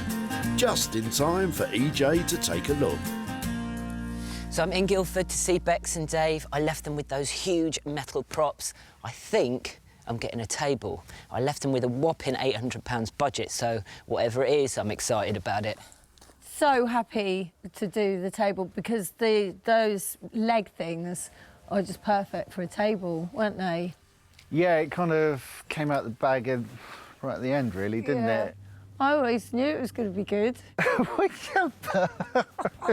It was going to be lumpy. Yeah, but I knew that we'd be able to do it well. That's fine. I just wanted to know how we're going to make it flat. Yeah, but I knew in my head that it was going to... Why didn't you tell me? I did. It's all about teamwork when dealing with items saved from the skip, such as the seized up rusty old props. They have been transformed into a magnificent futuristic patchwork metal table. Bex and Dave have shortened the props to be used as legs. They've been rubbed down and lacquered to maintain that authentic patina, whilst keeping all the industrial elements intact. A patchwork tabletop has been created using scraps of metal with a variety of textures. A lattice frame holds it all together, which has been sprayed a vivid neon yellow. And to top it all off, no, it's not resin, but a custom-made tempered glass top. It's certainly unique, but will EJ be bowled over by it? Wow, Oh my goodness. Look at that. Wow. Hello, how are you? You all right? Good to see you. I feel like I'm looking at the future. What's gone on here? This is great. So a table it is. Yeah. And it's metal. It's all metal. Yeah, it's got underneath. It's got it's all like a wooden board, and we've sort of, you know, basically drilled all of these pieces down to hold it down. And there's all just different bits. You've got different steels and different textures and aluminium. Yeah. And we looked at doing a poured resin, you know, to kind of cover the whole lot. But it was about 800 quid we're going to have to spend on resin. Yeah. So that went out. So I would have just had resin for the budget and no table. But this looks amazing. I don't think, you know, you need resin or perspex. This is like lovely the way it is. And then we wanted to keep as much of the detail as we could. They were really rusty. And we wanted to keep that. Yeah. So we basically just cleaned them up, got all the loose stuff off, and then finished them in lacquer. Fortunately, Bex and Dave didn't blow the whole budget on a resin top, but it is time to talk money, EJ. It's a fantastic table. Did you manage to stay within the £800 budget? For our time, and a bit of new materials in the frame and the timber board, and we were there. 800 was a fair price. Fabulous, right. Got to try and sell it now. Good luck. Thank you very much. See you again. Yes, Take it easy. See you. Wow, so I thought I might be getting a table, but I certainly wasn't expecting that. It's industrial, it's funky, it's futuristic, it's fun. I love it, it's fantastic. I think the biggest challenge on this job was, you know, we had to change what we had in mind because we wanted to use the, you know, poured resin, but we couldn't. So then it was, you know, how to adapt it. But that has worked out really well, so I'm glad it didn't work. Yeah. When EJ caught up with Steve at the recycling centre, he needed a little support with his props. Give you a hand there. Mate, yeah, lovely, cheers. What have we got here then? Some old acro props. They're heavy, aren't they? They are heavy. Turns out Steve's no slouch when it comes to potential ideas. I think you might make a table or adjustable bed or something like that out of it, because they've got the legs that go up and down. If you can get them all cleaned up and working again, they should work perfectly. Steve probably didn't have a table like this in mind. EJ shared pictures of the table online, and what do you know, it was sold to an event management company in Milton Keynes. Company director Michael couldn't be happier. I've never seen a table like this before, so I like it. It's an awesome table. It's going to look great in our office. Now EJ's back in Woking to show Steve what's become of his old props and to hand over the profit. Steve. Hi, how are you? I'm good, how are you? Yeah, very well, thank you. Last time I saw you, we were both down at the recycling centre. That's right, yeah. And you had those big metal acro props with you. That's right. Well, I found those really interesting and exciting, and I thought we could really do something with those. So I took them to a blacksmithing duo called Bex and Dave, and they worked their magic. Would you like to see what they did? Yeah, it'd be interesting to see, yeah, definitely. Right, OK. So... Oh, wow. What did you think of that then? Yeah, very creative. It's obviously a big, industrial, futuristic-looking table. Very different, very good. Did you, in your wildest dreams, think it had become something like that? I thought it would have to be something that was going to support something else because of the weight and the size of them. So, yeah, table's really good. Well, fantastic. I'm glad you like it. The other really great news is we managed to sell it, and I have for you, Steve, a profit of £95. Lovely. Thank you very much. You're very welcome. Can I ask what you might spend that on? My brother's just come over from Ireland for a few days, so probably go out for a family meal with it or something. Fantastic. Well, look, have a good time. Great. And thanks very much. Thank you very much. Bye, Steve. Bye-bye.